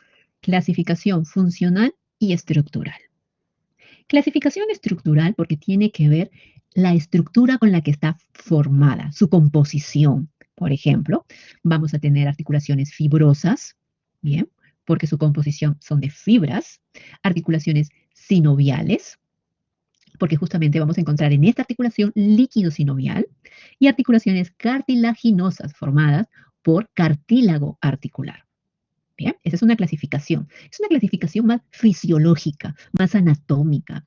Pero por otro lado, esta clasificación funcional es una clasificación más fisioterapéutica porque está relacionada con el grado del movimiento que tiene la articulación. No tanto de qué está formada, de fibra, de líquido sinovial o de cartílago, sino del grado de función de movimiento. Vamos a tener articulaciones inmóviles, poco movimiento, que se mueven semimóviles y muy móviles. Bien, según el grado de movimiento y según cada tipo de movimiento que tengan, vamos a tener una división. Entonces, vámonos a esa clasificación funcional, que estamos hablando que es según el grado de movimiento. Habíamos mencionado que la primera clasificación es las articulaciones que no tienen movimiento, por eso mencionamos sin movimiento. He ahí el nombre, sinartrosis, sin movimiento articular. Artrosis viene de movimiento, ¿bien? Sinartrosis. ¿Dónde encontramos esa sinartrosis? Vamos a encontrarlo, por ejemplo, en la unión de los cuerpos, perdón, de los huesos craneales. Bien, no tienen movimiento, entre comillas, porque dentro de la osteopatía sí podemos mover estos huesos. No vamos a hablar muy profundo, pero así es la clasificación que conocemos. Otras articulaciones sinartrósicas son, por ejemplo, las gonfosis, que tenemos la unión de nuestra dentadura, por ejemplo. ¿Bien? Luego tenemos a las anfiartrosis, escaso movimiento o poco movimiento. Ahí viene de anfiartrosis.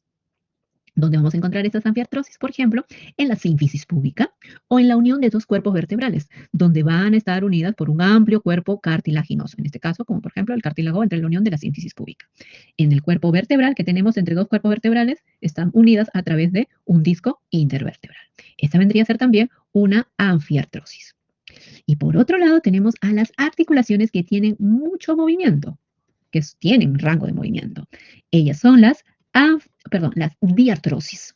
¿Sí? Nosotros en el curso de biomecánica vamos a hablar acerca de ellas, de las diartrosis. Vamos a analizar su biomecánica de las articulaciones diartrósicas.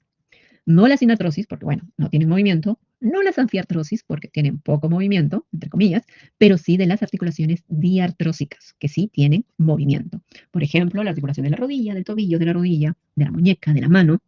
¿Bien? Entonces, vamos a hacer una breve clasificación de cada una de estas articulaciones: sinartrosis, anfiartrosis y diartrosis. La sinartrosis habíamos mencionado que no tienen movimiento, ¿verdad? Dentro de ellas tenemos una clasificación. Las más comunes, chicos, son estas. Aquí están. ¿Dónde están? Las sincondrosis cartilaginosas. Y estas las vamos a encontrar en la unión, por ejemplo, entre el cúbito y el radio, formando así esta membrana interósea.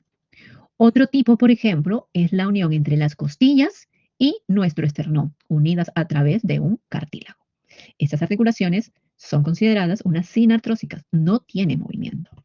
La anfiartrosis, como hemos mencionado, tiene poco movimiento, por ejemplo, la sínfisis púbica o nuestro disco intervertebral que une dos cuerpos vertebrales. Ojo, que nosotros sí vamos a estudiar columna, pero no cómo se mueve esta anfiartrosis, sino cómo se mueven estas facetas. Aquí ocurre la magia del movimiento del cuerpo vertebral, no aquí. Tranquilos, eso es nuestra clase que corresponde a columna, pero solo para no confundirnos. Y la tercera clasificación, que eran las diartrosis, que tienen movimientos completos, nos vamos a quedar analizando un poquito más de ellas. Permítanme un segundo. Ya, sí estamos correctos.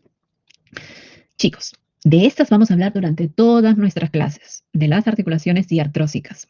Primero, vamos a tener a diartrosis, articulaciones trocleares, trocoides, condilares, enartrósicas y silla de montar.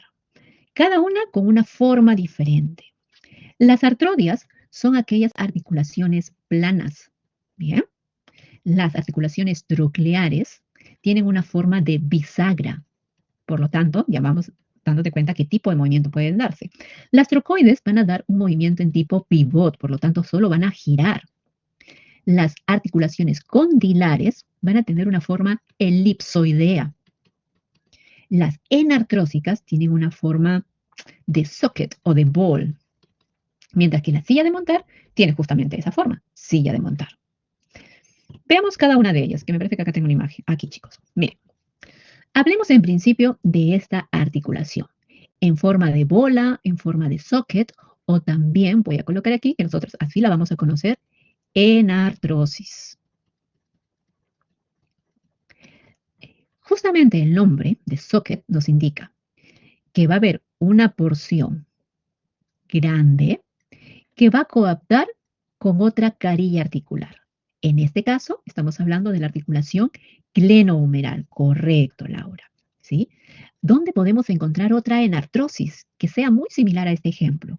La cadera, la coxofemoral, por ejemplo, ¿verdad? La femorocoxal. No la conozco con ese nombre, pero creo que vendría a ser lo mismo, ¿cierto, Pedro? Ok, yo la conozco como coxofemoral. Al revés, vendría a ser lo mismo, pero te voy indicando que generalmente a una articulación la llamamos de proximal a distal. Entonces, en este caso sería coxofemoral. ¿Ya? Para que vayamos conociendo. Ok. Esa es una enartrosis. Una articulación plana o artrodia, que es como la que nosotros vamos a mencionar, una artrodia, cuando tú escuches artrodia, estamos hablando de una articulación plana, ¿bien? Donde los movimientos que se den en esta articulación solo van a ser de deslizamientos. Se desliza, ya sea arriba, abajo, anterior, posterior, porque es plana, como si fueran dos cubos que ves acá. Una de estas articulaciones planas, ¿cómo se llama esta articulación, chicos? Que se forma entre el acromio y la clavícula. Correcto, Done. Articulación acromioclavicular. ¿Conocemos otro tipo de artrodia? Por ejemplo, en las articulaciones del carpo, aquí. Entre estas son planas, llamadas articulaciones intercarpianas. Bien, estas intercarpianas también son un tipo de artrodia. Son planas. Luego tenemos la articulación trocoide, o también en pivot, forma pivot trocoide. La articulación trocoide nos indica giros, movimientos en rotación. Por ejemplo, observa cómo este cuerpo o la cabeza del radio, con unión del cúbito, ¿ok? A través del anillo, solo va a girar esta articulación. ¿Quién está girando? Solo el radio empieza a girar sobre el cúbito. Y tú podrás observar los movimientos de pronación y supinación, que son giros, chicos. ¿Bien? ¿Cómo se llama esta articulación? ¿Cómo se llama esta trocoide que acabamos de describir, chicos? No, la húmero radial no es una trocoide. ¿Cómo se llama la unión entre el radio y el cúbito? Ah, sí, entre el radio y el cúbito. Radio cubital, claro que sí. La radio cubital es una de las pocas articulaciones en forma trocoide, chicos, o en pivot, ¿sí? Cuidado. Luego tenemos a la articulación troclear o bisagra. Ahora sí, mira, la misma forma. Tenemos un cuerpo ovalado que recibe que recibe al cuerpo en forma convexa, donde solo se va a desarrollar un tipo de movimiento, en vaivén, tipo una bisagra, ¿correcto? Por eso es que la colocamos en forma de bisagra, pero es una troclear. Esta forma se da aquí. Tenemos aquí al cóndilo del húmero, bien, que se coapta con nuestro cúbito, dando justo esta forma. Ahora sí tenemos en la articulación húmero cubital. Correcto, húmero cubital. Recuerden, de proximal a distal, húmero cubital. La húmero radial también es un tipo de articulación troclear, correcto. Bien, ahora, por otro lado tenemos la articulación silla de montar. Silla de montar. Esta articulación, bien, es poca común, pero sí, vamos a observarla, por ejemplo, en la articulación radiocarpiana. Ese es el hueso, o trapecio metacarpiana, vamos a colocar el nombre completo. Ese es el huesito trapecio con el primer metacarpo. Estamos hablando del pulgar. Bien. La característica de esta articulación es que se va a mover en distintos planos, pero solo en dos.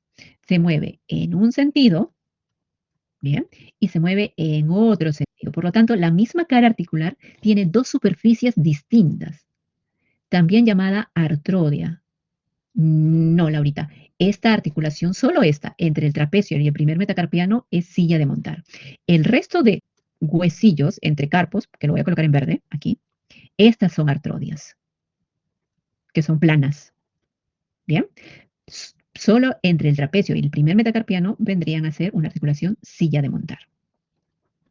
Y por último, vamos a tener a las condilares, o también llamadas en forma elipsoideas.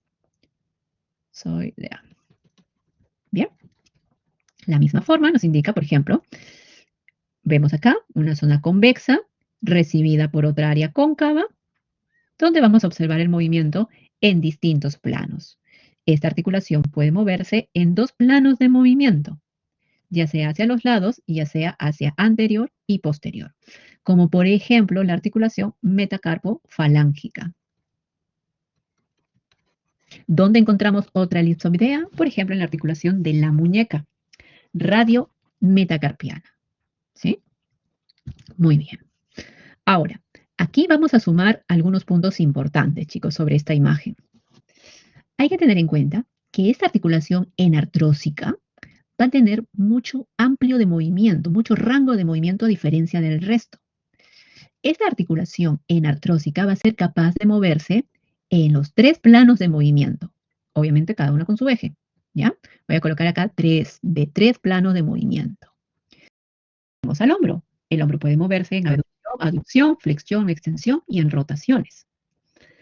La articulación artrodia o plana no se mueve en ningún eje. Entonces voy a colocar ningún eje, ningún plano. Voy a colocar una X y una P. indicando de que no se mueve en ningún plano de movimiento o eje, solo se desliza según en qué posición se encuentre.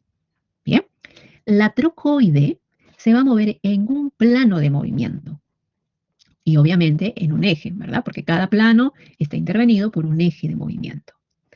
La articulación troclear o bisagra, como por ejemplo la articulación húmero-cubital o la articulación femorotibial, se va a mover también en un eje de movimiento. Por eso este es capaz de realizar un eje en plano, realizar la flexo-extensión de codo, la flexo-extensión de rodilla, aunque en rodilla vamos a ver que también realiza una pequeña rotación. ¿Bien? Silla de montar es una articulación donde va a ser capaz de moverse en dos planos de movimiento.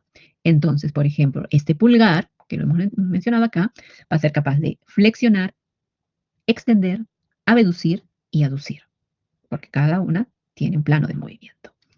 Y por último, las elipsoideas o condilares, ¿bien?, van a moverse también en dos planos de movimiento. Por ejemplo, la articulación metacarpofalángica va a ser capaz, en un plano, flexionar y extender, y en otro plano va a ser capaz de abducir y abducir. Bien, tiene dos planos de movimiento y en cada plano realiza obviamente dos tipos de movimientos opuestos, ¿no? Muy bien, chicos. Preguntas hasta aquí.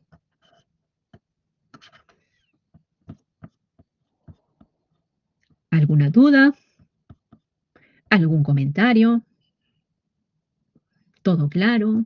¿Más o menos? Bien. Profesora, Sí. ¿en qué plano se mueve la articulación trocoide, donde dice pivot? Generalmente en el plano transversal. El plano transversal está relacionada a las rotaciones, sí. Y en el plano sagital no, al momento que se hace la extensión. No, es que la trocoide, ya, aquí tenemos una duda importante. A ver. Ahorita la resolvemos. Voy a compartir con ustedes una aplicación. ¿Dónde está mi aplicación? Aquí. Y es que estamos un poquito confundiendo la flexión con la rotación aquí. A ver, chicos. Voy a compartir una aplicación que ustedes lo tienen. Miren. Aquí estamos viendo la flexión y la extensión de codo, ¿correcto? Ahí.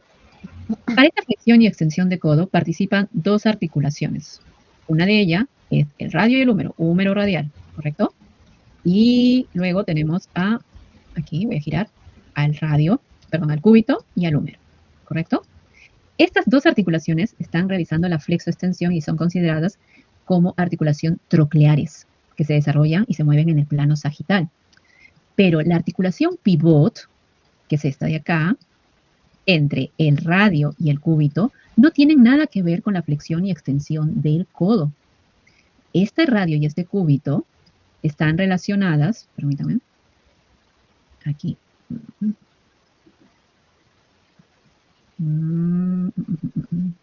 Aquí. Están relacionadas con la pronación y supinación, chicos. Miren, este movimiento de pronación y acto seguido el retorno, pronación, supinación, otra vez pronación, supinación, están relacionadas aquí en la articulación del radio con el cúbito. Si ustedes observan, vamos a poner un poquito más grande, si es que esto nos permite. Y no sé por qué no nos permite. Es un poquito más grande. Ahí. Miren. Vamos a poner aquí. Pronación, supinación. Observen cómo el radio gira. ¿Sobre quién? Está girando sobre el cúbito. Este es un pivot. ¿Bien? Este es un pivot. Esta es una trocoide. Radio con cúbito. Muy diferente cuando vemos la flexión y extensión entre el cúbito y el húmero, o entre el húmero y el radio. ¿Sí? ¿Lo tenemos un poco más claro? Eso se da en un plano transversal, dijo, ¿no? Ajá, la trocoide. Sí, la pronación y la supinación en el plano transversal, por ejemplo. Sería eso en caso que lo tuviéramos los brazos en posición anatómica. Exacto. Por eso es que hablamos que todo tenemos que ponerlo en referencia a posición anatómica. En referencia a posición anatómica. Sí, ahí me estaba confundiendo. Porque si flexionamos el brazo. Exacto, y estaríamos en el plano frontal. Pero recuerden, gracias. Esto nos sirve para ayudarnos a recordar. Recuerden, chicos, todo tiene que ser en base a la posición anatómica. Lo que habíamos mencionado en principio, ¿no? Y la que sigue, profesora, tiene el mismo ¿Cuál es la que sigue? ¿A amarillo. qué te refieres? La otra imagen que sigue, que es el cubito. Mm, ¿Te refieres a la El diapositiva? cubito radial, sí, a la diapositiva. Un cúbito radial. Trocoide, a la pivot. A ver, vamos a ponerlo. No entiendo bien de lo que me estás comentando, pero volvemos a la diapositiva para que nos ubiquemos. Ya, ¿a cuál te refieres? ¿A esta? A la troclear. A la troclear. Ah, este es entre el húmero y el cúbito. Mira el cubito. Ah, húmero y cúbito. Ya, ¿cuál es la consulta aquí? ¿En qué plano se da? Igual. No, ese es en el plano sagital. En el plano sagital vamos a encontrar la flexión y la extensión. Generalmente, ¿no? Que esto repite para cadera, para hombro, para rodilla. Pero esta troclear, esta húmero cubital, solo se mueve en un plano, en este caso en el plano sagital, para flexionar y para extender el codo, en este caso. Ya. Ujú. Ya, profesora, gracias. Entendí. Genial. Listo, chicos. Bien, entonces, a ver, chicos, y luego tenemos aquí lo mismo que hemos explicado, ¿ok? A través de esta imagen.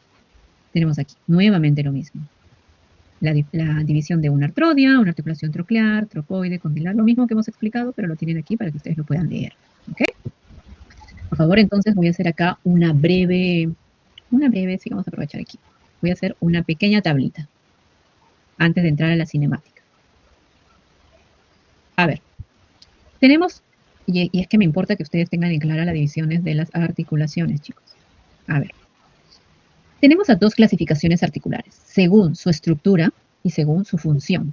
Aquí voy a colocar estructura y función. Según su función, quiere decir el rango articular, vamos a tener a la diartrosis, que se mueve mucho. Vamos a tener a las anfiartrosis, que se mueven poco. Y luego a la sinartrosis, que no tiene movimiento, ¿verdad? Y nosotros estamos aclarando que a partir de las siguientes clases, especialmente de la tercera, nosotros vamos a hablar acerca de las diartrosis. ¿Bien? Las que tienen mucho movimiento. Voy a colocar acá 3 más. Las que tienen poco movimiento, 2 símbolos de más. Y las que no tienen movimiento, un símbolo de menos. Ahora, según su estructura, podríamos considerar que las articulaciones sinoviales, las que tienen líquido sinovial, están dentro o también llamadas diartrosis. Las articulaciones cartilaginosas, como por ejemplo la unión entre la costilla y el esternón, ¿bien?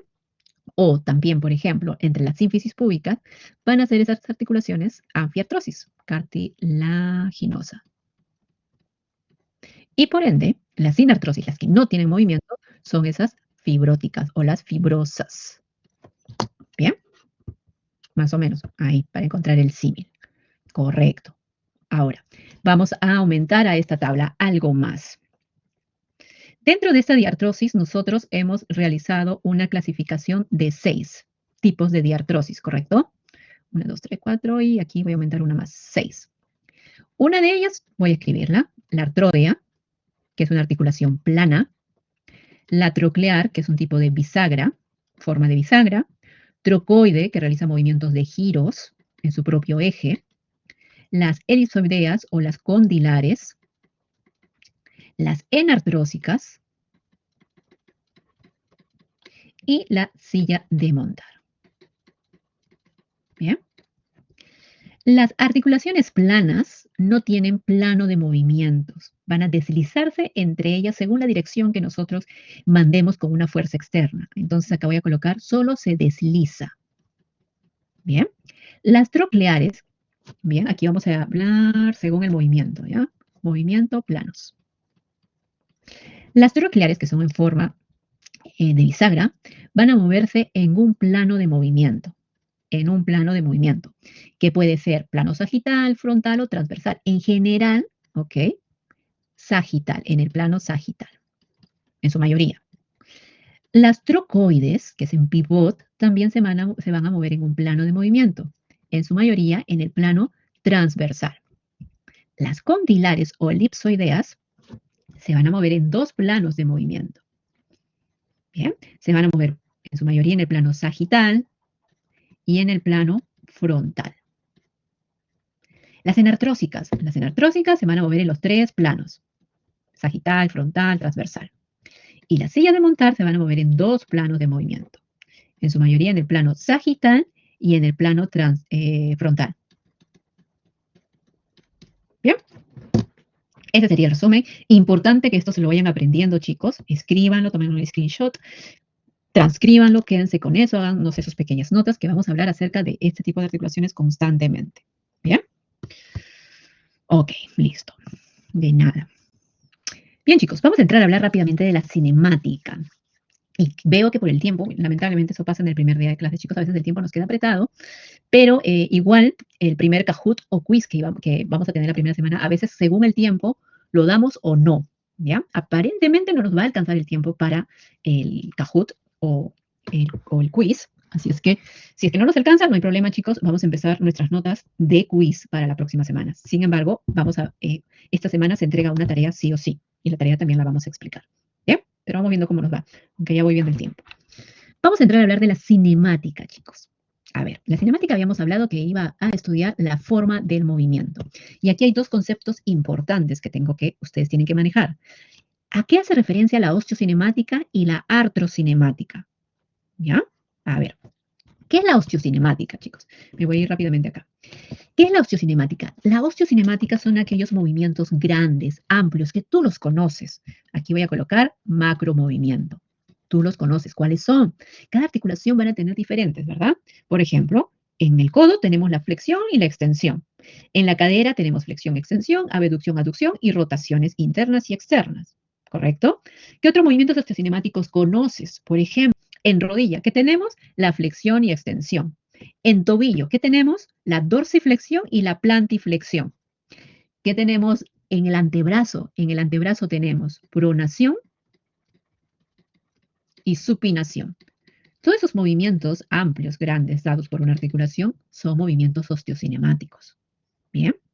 Ahora, por ejemplo, hay movimientos que son especiales, que es la suma o la combinación de otros movimientos osteocinemáticos, como por ejemplo la circunducción, ¿verdad? Que es lo que puedes hacer con el hombro. Pero luego de la osteocinemática tenemos los movimientos artrocinemáticos. Para que ocurra un movimiento osteocinemático, tú necesitas a una articulación, ¿correcto? Vamos a dibujar acá. Esta es una articulación. Una articulación sinovial porque tiene líquido sinovial. Es un tipo de diartrosis.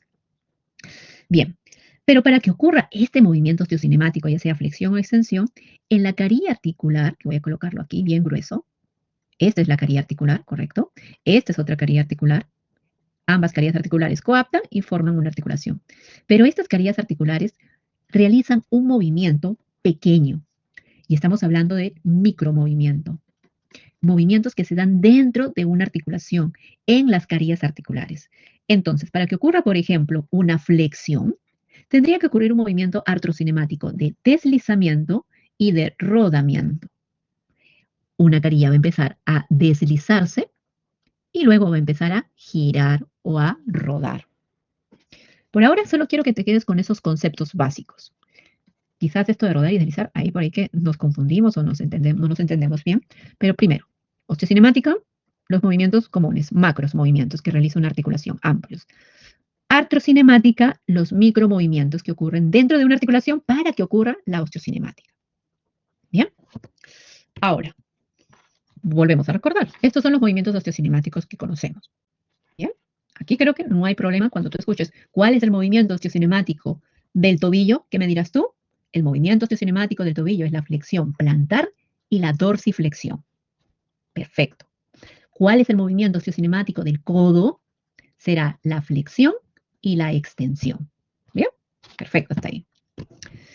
Pero, ¿qué ocurre en la artrocinemática? ¿Cuáles son esos movimientos artrocinemáticos? Mira, vamos a describirlos. Son micromovimientos que ocurren en las superficies articulares. ¿Bien? Las direcciones que vamos a mencionar puede ser anterior-posterior, puede ser medial-lateral, craneal y caudal. Si te das cuenta, son opuestos, ¿no? Anterior-posterior, medial-lateral, craneal-caudal, arriba-abajo, ¿cierto? Bien, ¿cuáles son esos movimientos artrocinemáticos? Básicamente son 3. Son un poco más, pero para el curso nos vamos a quedar con 3. Tú ya los conoces, pero estos ocurren en tus carillas articulares. Por ejemplo, chicos, la imagen número 1. ¿Qué movimiento crees que esté ocurriendo? ¿Rodar? ¿Deslizar o rotar? Deslizar. Deslizar. Correcto, deslizar. ¿Y qué está pasando en este movimiento de deslizar? La llanta del carro, ¿verdad? Está solo un punto de la llanta, está haciendo contacto con varios puntos a lo largo de la pista. Está deslizándose, ¿sí? Imagen número 2. ¿Qué movimiento artrocinemático crees que está pasando? Obviamente deslizaría no. ¿Rodar o rotar? Rotar. Rotar, ¿ok? Escriben rotar. Bien, rotar. Muy bien. Está ocurriendo una rotación o un giro, que viene a ser lo mismo, ¿ok? Vamos a colocar rotar. ¿Por qué? Solo un punto del trompo, en este caso solo un punto de la punta del trompo, está haciendo contacto con el mismo punto del suelo y está girando en su propio eje. Eso es rotar. Y por lo tanto, en la imagen número 3, si observamos a este vehículo, antes que se caiga, obviamente, estamos realizando el rodamiento, la llanta, ¿verdad? A ver, vamos a pasar estos conceptos aquí, chicos. Miren, ¿qué es deslizar? Voy a cambiar de color para que se note. Rojo. Vamos aquí, deslizar. ¿Ya? La llanta tiene varios puntos de contacto, ¿correcto? Varios. Obviamente son muchísimo más pequeños y muchos más pegados, pero yo los estoy colocando separados para que sea un poco más académico y se entienda. Entonces, este punto de contacto vamos a colocarle punto A, punto B, seguimos, punto C, punto D y así sucesivamente seguimos marcando. Para que avance la llanta sobre el piso, también vamos a colocar superficies de contacto del piso o de la carretera, de la pista. Tiene un punto A, punto B, punto C, punto D, punto E. ¿Qué nos dice el deslizamiento? Si te has fijado en la llanta del carro, el punto A de la llanta ha hecho contacto con punto A del piso, punto B del piso, punto C del piso, el mismo punto A de la llanta con el punto D, ¿verdad? Y así fue avanzando. Solo un punto de una carilla articular hace contacto con diferentes puntos de la otra carilla articular. Eso es un deslizamiento. Está deslizando un punto sobre el resto de los puntos de la carilla articular. Hay dos carillas articulares. En este caso estamos hablando de la llanta y de la pista. Luego tenemos el rodamiento. El rodamiento. ¿Qué nos dice el rodamiento? Volvemos con los puntos de superficie. La llanta tiene punto A, punto B, punto C, punto D y sucesivamente. La pista o la otra carilla articular también tiene puntos de superficie. Punto A, punto B, punto C, punto D y así sucesivamente. El rodamiento nos indica que los diferentes puntos hacen contacto con el mismo punto que corresponde para que avance. Quiere decir, punto A con punto A, punto B con punto B, punto C con punto C y así sucesivamente para que avance, en este caso, la llanta. Pero en nuestros cuerpos, en nuestras carillas articulares, ocurre lo mismo, chicos. Las dos carillas articulares diferentes se mueven a través del rodamiento. Ambas carillas van haciendo contacto con diferentes puntos de contacto, dígase punto A1, punto A2, por así mencionarlo. Y por último, la rotación o giro, ¿ok? O giro, nos indica un punto de la carilla articular, en este caso el trompo, punto A, con el otro punto de la otra carilla articular, en este caso el piso, punto B, hace contacto para ocurrir movimiento. Quiere decir que gira en su propio eje. Y ocurre el movimiento como entre el radio y el cúbito para la pronación y supinación de tu antebrazo. Estos mismos fenómenos ocurren en tus articulaciones, solo que no nos damos cuenta. Y depende de que ocurra un correcto rodamiento, un correcto deslizamiento o giro o rotación, la biomecánica de la articulación va a ser correcta. Por eso es importante saber si la articulación está rodando bien, si está deslizando bien o está girando o rotando. Ahora va a depender de cada articulación. Bien, para eso vamos a hablar de una regla cóncavo-convexa, chicos. Presten atención, luego vuelvan a revisarla, que vamos a mencionarla nuevamente en la próxima clase porque esto es muy importante. Miren, para esto vamos a tener dos superficies articulares y hay que reconocer quién tiene. Tengo dos superficies. A ver, vamos a pintar. Esta morada es una superficie y esta otra roja tiene otra superficie. Nótese que la superficie morada tiene una superficie convexa, mientras que la roja, que está recepcionando la articulación, esta otra carilla articular, es cóncava. Bien. ¿Qué nos dice la regla cóncavo-convexa?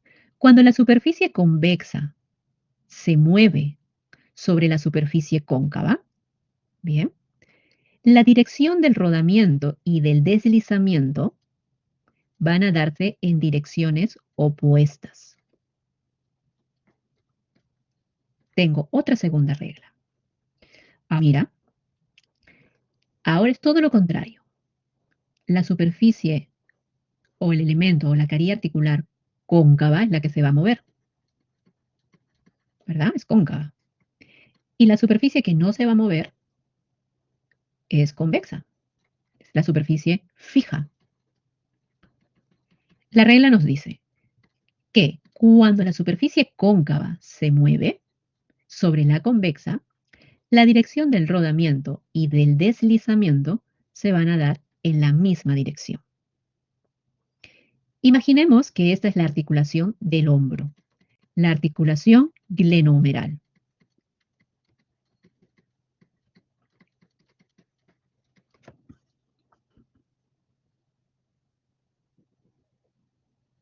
Sí, correcto, ¿no? Correcto. Podría ser. Pero vamos con esta glenohumeral. Imaginemos que esta es la articulación glenohumeral. Bien. Y nosotros queremos analizar la abducción de hombro. Permítanme ver si acá tengo una imagen de la abducción de hombro. Sí, aquí. Miren. Voy a dibujar acá. La cavidad glenoidea es cóncava. La cabeza del húmero es convexa. Bien. Y hemos dicho que aquí se cumple la primera regla. Y la primera regla nos dice que el sentido del rodamiento va a darse en dirección opuesta al deslizamiento. Si yo le pido al paciente el macromovimiento de la abducción, quiere decir que lleve el brazo lejos de la línea media del cuerpo, ¿verdad? Ahí está abducción. En esta cabeza humeral, ¿qué es lo que va a pasar? Va a ocurrir un rodamiento, vamos a poner en otro color, aquí tenemos la cabeza, un rodamiento en sentido del macromovimiento. El sentido del macromovimiento, que es la abducción, es hacia superior. Tu brazo se está yendo hacia superior. Por lo tanto, el rodamiento va a ser también en sentido superior. ¿Qué va a pasar con el deslizamiento, que nos dice que es en dirección opuesta? El deslizamiento entonces será en sentido inferior. ¿Qué es lo que estoy teniendo acá? Que cuando tú realices una abducción de hombro, la cabeza del húmero va a rodar hacia superior e inmediatamente desliza hacia inferior. La cabeza del húmero, ya que la cabeza del húmero es el elemento móvil, ¿bien? Mientras que la cavidad glenoidea es el elemento fijo. ¿Bien?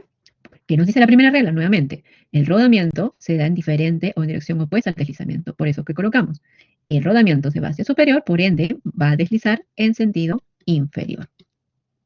Ahora, es importante reconocer cuáles son los sentidos de los macromovimientos.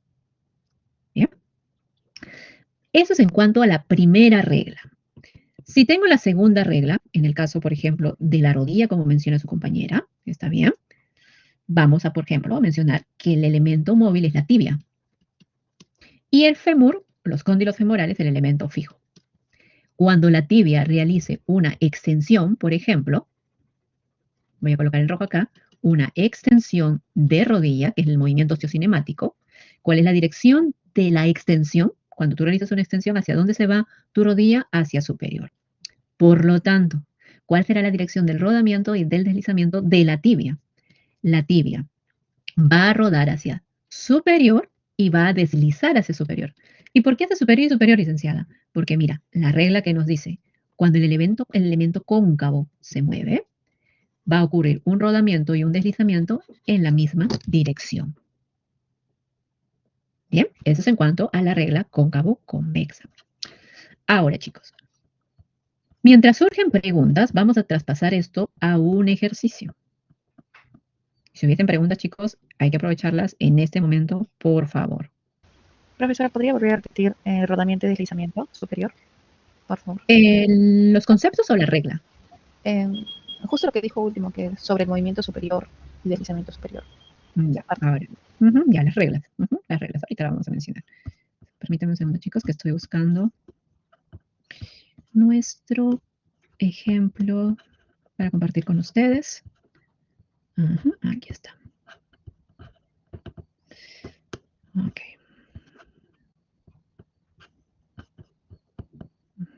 Ok, ya.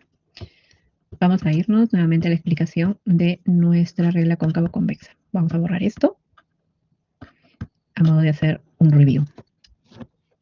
A ver, la regla cóncavo-convexa son dos. 1 y 2. ¿En qué se diferencia? En la forma de sus superficies articulares y quién se mueve y quién no se mueve. En la primera regla, la que se va a mover siempre es la convexa. ¿Sí? Este vendría a ser el elemento móvil. La segunda regla, el elemento que se va a mover es la superficie cóncava, móvil. ¿Correcto? Por ende, los elementos fijos o las superficies fijas vendría a ser lo opuesto, ¿no? Si cóncavo es móvil en la primera regla, la inmóvil o la superficie fija va a ser la cóncava, en este caso. Y para la segunda regla, la superficie fija va a ser la superficie convexa. ¿Bien? Otro punto, recordar que la primera regla nos dice que cuando la superficie móvil se mueva sobre la cóncava, la dirección del rodamiento va a ser en dirección opuesta al deslizamiento. Quiere decir que si se mueve, si rueda hacia superior, desliza hacia inferior. Si rueda hacia anterior, desliza hacia posterior, lo opuesto. Y para la segunda regla, cuando la superficie cóncava se mueva, el rodamiento y el deslizamiento se van a dar en la misma dirección. Quiere decir, ruedan y deslizan hacia anterior o ruedan y deslizan hacia posterior. Para eso es muy importante que ustedes anatómicamente identifiquen cómo es la superficie de la articulación.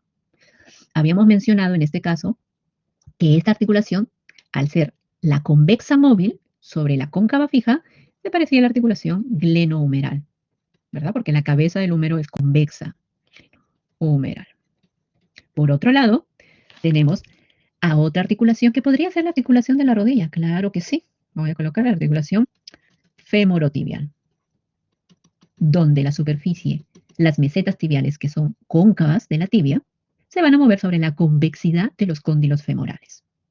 Entonces, nos habíamos quedado aquí, en esta segunda regla. Si esta es la articulación de la rodilla y pedimos al paciente que realice una extensión de rodilla, este es el macromovimiento, miren. Extensión, voy a colocar entre paréntesis, osteocinemática, es la osteocinemática de la rodilla. ¿Cuál es la dirección? Es hacia superior. Cuando yo extiendo la rodilla, se va hacia superior, ¿correcto? Entonces, ¿cuál sería el rodamiento y el deslizamiento de esta tibia sobre el cóndilo? Vendría a ser lo siguiente. Vamos a ponerlo en azul. Aquí. La superficie cóncava va a rodar en sentido del macromovimiento y el macromovimiento se está yendo hacia superior.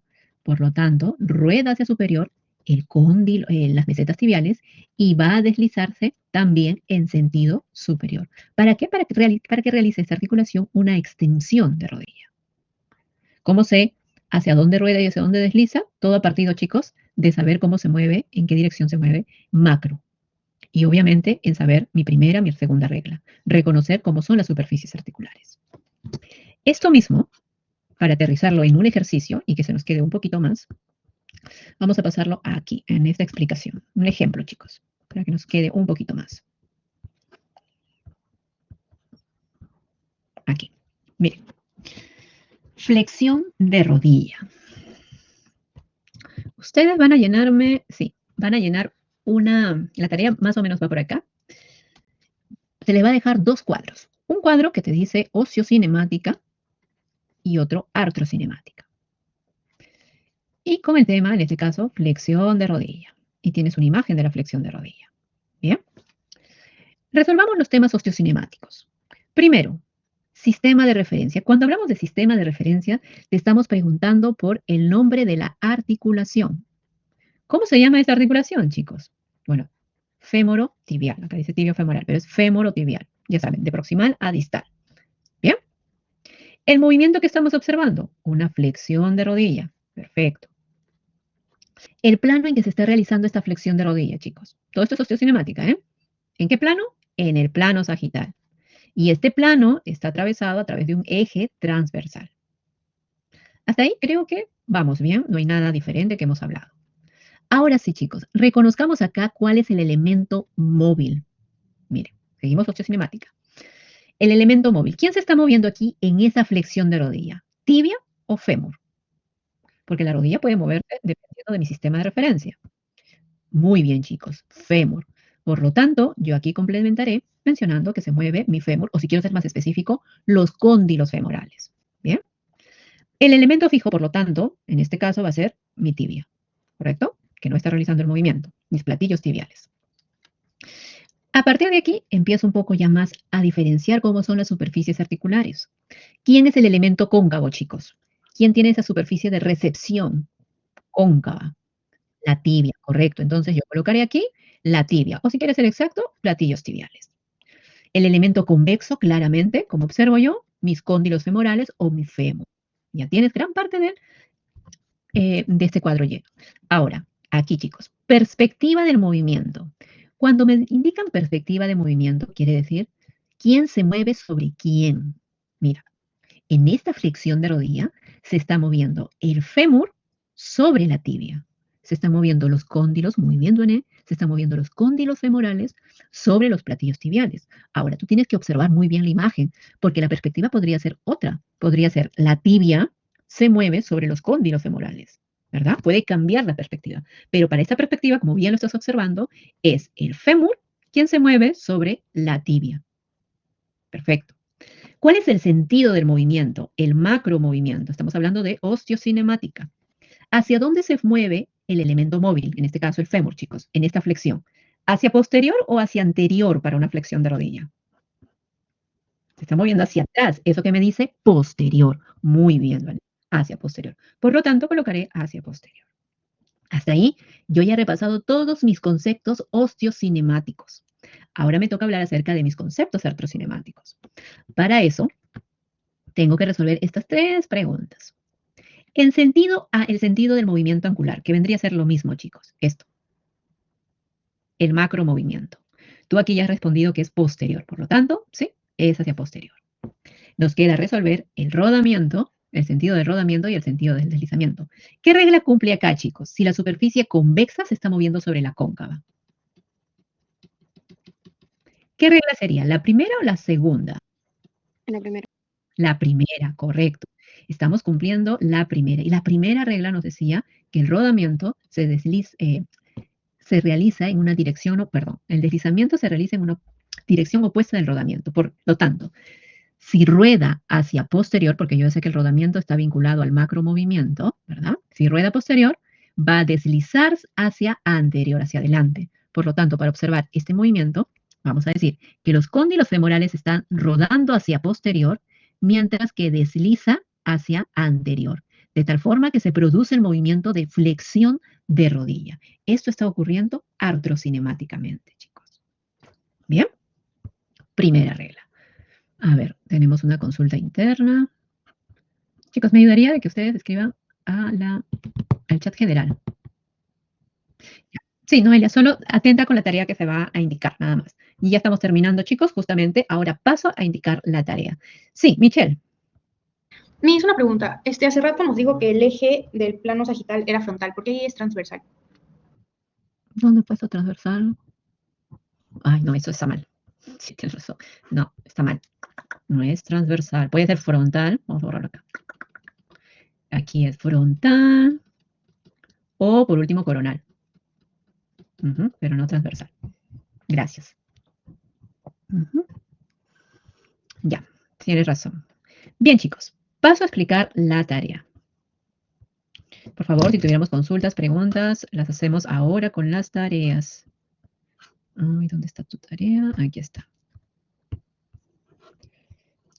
Okay, vamos a dejar solo 2 ejercicios, ya que estamos iniciando la semana, para un poquito no cargarnos tanto. Bien, este archivo lo voy a compartir, chicos. A todos les va a llegar en su mensajería interna, ¿correcto? Recuerden que este trabajo se entrega de manera grupal. Tenemos la entrega hasta el día sábado 23 antes de la medianoche. Obviamente pasada la medianoche ya estamos con tiempo retrasado. Bien. Vamos a enviarlo solo un integrante por grupo por mensajería interna. Chicos, recuerden, de ser el caso, el alumno que no trabaje, mencionar en el mensaje que ustedes vayan a escribirme, por favor, licenciada, tal compañero no realizó o no aportó en el trabajo de la semana 1, ¿no? Siempre mencionarlo si es que fuera el caso. Si no, chicos, si todos trabajaron de manera equitativa, no hay problema, no hay necesidad de mencionarlo, ¿no? Se asume de que todos han trabajado. Y ojo, por favor, entregar la tarea en formato PDF, ¿sí? No me manden en formato PowerPoint. Yo voy a compartir en PowerPoint porque son videos, no son videos, son pequeños GIF. Si yo te los mando en PDF, no van a poder ver el movimiento. Se los voy a mandar en PPT para que ustedes puedan ver el GIF del movimiento y puedan analizarlo. Pero al enviarme la tarea, por favor, en PDF, no en formato PowerPoint, ¿ok? Bien. La primera actividad será esta, chicos. Así, tal cual. Vamos a ayudarlos con el movimiento. ¿Qué movimiento van a analizar, chicos? Si yo les dejo así, esta imagen. ¿Qué movimiento estarán analizando? Estamos ¿Sería hablando de como la... extensión, profesora? Ujú. O si se está Ahí- tratando de flexión. Ya, muy bien. Ahí quería llegar. Muy bien. A ver, otra vez. ¿Rotación? No, no es rotación. No es rotación. Está claro, ¿verdad, chicos? Que nos vamos a enfocar en rodillas, ¿cierto? Ya. Ahora, ¿por qué no una flexión y sí una extensión? Lo que van a analizar aquí, chicos, no es una flexión de rodillas, sino una extensión. Miren, y aquí ya les estoy ayudando con el sistema de referencia. ¿Cómo se llama el sistema de referencia? La articulación. Fémoro tibial. Correcto. Fémoro-tibial. Muy bien. Pero voy a aclarar por qué no una flexión. Tenemos una pesa. Bien, entonces enfoquémonos en la fuerza que tiene que ejercer mis rodillas para romper la fuerza de esta pesa. Yo tengo que ver contra qué fuerza estoy trabajando. ¿Y contra qué fuerza están trabajando, chicos? Contra la extensión de rodilla. No la flexión, más bien ese peso favorece a la flexión de rodilla. Por lo tanto, voy a analizar la extensión, no la flexión. Bien. Siguiente actividad. ¿Qué movimiento? Perdón, bueno, los dos puntos. Sistema de referencia y movimiento, chicos. A ver. Los leo, los escucho. Abducción, ok. Queda claro, ¿verdad? Que es abducción, no la aducción, porque yo estoy yendo contra la resistencia de una fuerza, que es la abducción, ¿cierto? ¿Cuál sería el sistema de referencia? Coxofemoral. Perfecto. La articulación coxofemoral. Femoral. Bien, chicos. Yo creo que estos dos puntos han sido claves, ¿bien? Saber el sistema de referencia y el movimiento para poder realizar correctamente la tarea. Retrocedemos a la anterior, en esta. Van a observar y me van a decir en qué plano y eje se mueve. El elemento móvil y el elemento fijo es importante que ustedes reconozcan las carillas articulares. Si no recordamos, obviamente, repasar nuestra anatomía, aunque yo creo que al ser articulaciones grandes ya lo tienen un poco más claro. Por lo mismo, el elemento cóncavo y convexo. Perspectiva del movimiento. Recuerden aquí es qué elemento, voy a colocar aquí, qué elemento se mueve, en este caso hueso, ¿no? Voy a colocar un hueso ahí, paréntesis. ¿Qué elemento se mueve sobre el otro elemento? Bien. Sentido del movimiento, si se va hacia arriba, anterior, si se va hacia abajo, perdón, superior, si va hacia abajo, posterior. Lo mismo acá, el sentido de movimiento puede ser lateral, puede ser medial. Acuérdense de la posición anatómica. Todo lo que se aleja de mi cuerpo, lateral. Si se acerca, medial. Aquí, en la regla, importante mencionar si pertenece a la primera o a la segunda regla cóncavo-convexa. Bien. Consultas, preguntas, chicos. Solo son dos ejercicios que se les va a dejar. Este y este de aquí.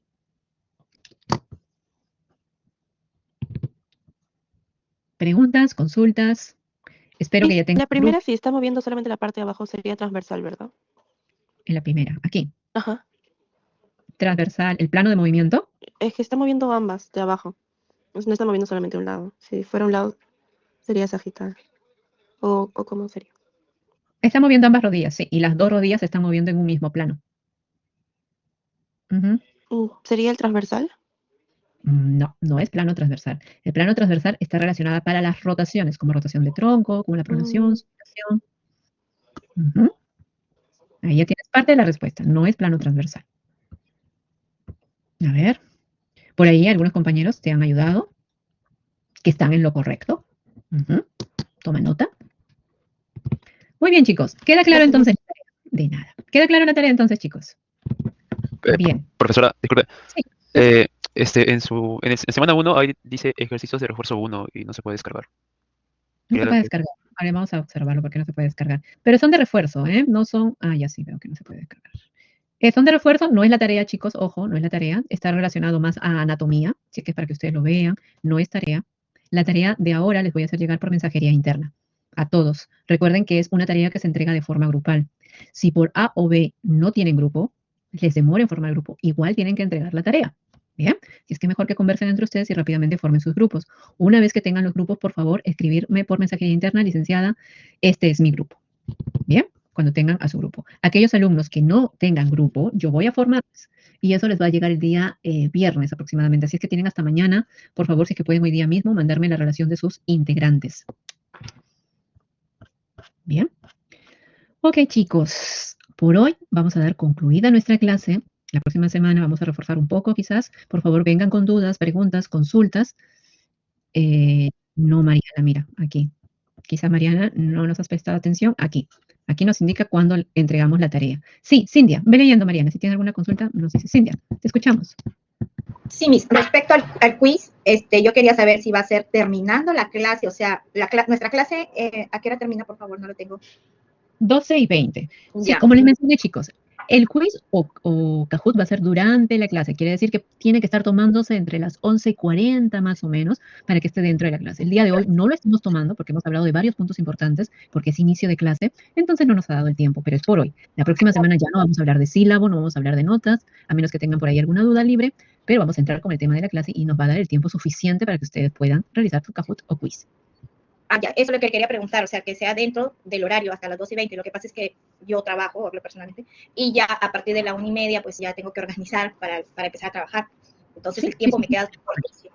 Por eso es que le No se pregunto. preocupen, chicos. Sí, yo lo sé. Así como ustedes, chicos, yo también tengo actividades y lo tenemos claro. No se preocupen. Sé que muchos de ustedes también trabajan o por ahí tienen alguna otra actividad. Está bien, por eso es que vamos a hacerlo dentro del horario, 12:20. Por ahí 12:23, 12:24, pero dentro de su horario, chicos. Bien, vuelvo a recalcar, hoy día nos hemos extendido un poco más porque hemos hablado de diferentes puntos importantes y si no han estado durante las primeras horas, igual la grabación va a quedar, chicos. Revísenla, por favor. ¿Sí? Bien. Listo, chicos. Entonces, aquí, Mariana, aquí está, resolvemos con esto la pregunta que nos tenías. Me escribiste por Teams. Genial, gracias, Laura. Ahora lo vamos a verificar y por ahí vamos a estar conversando contigo también.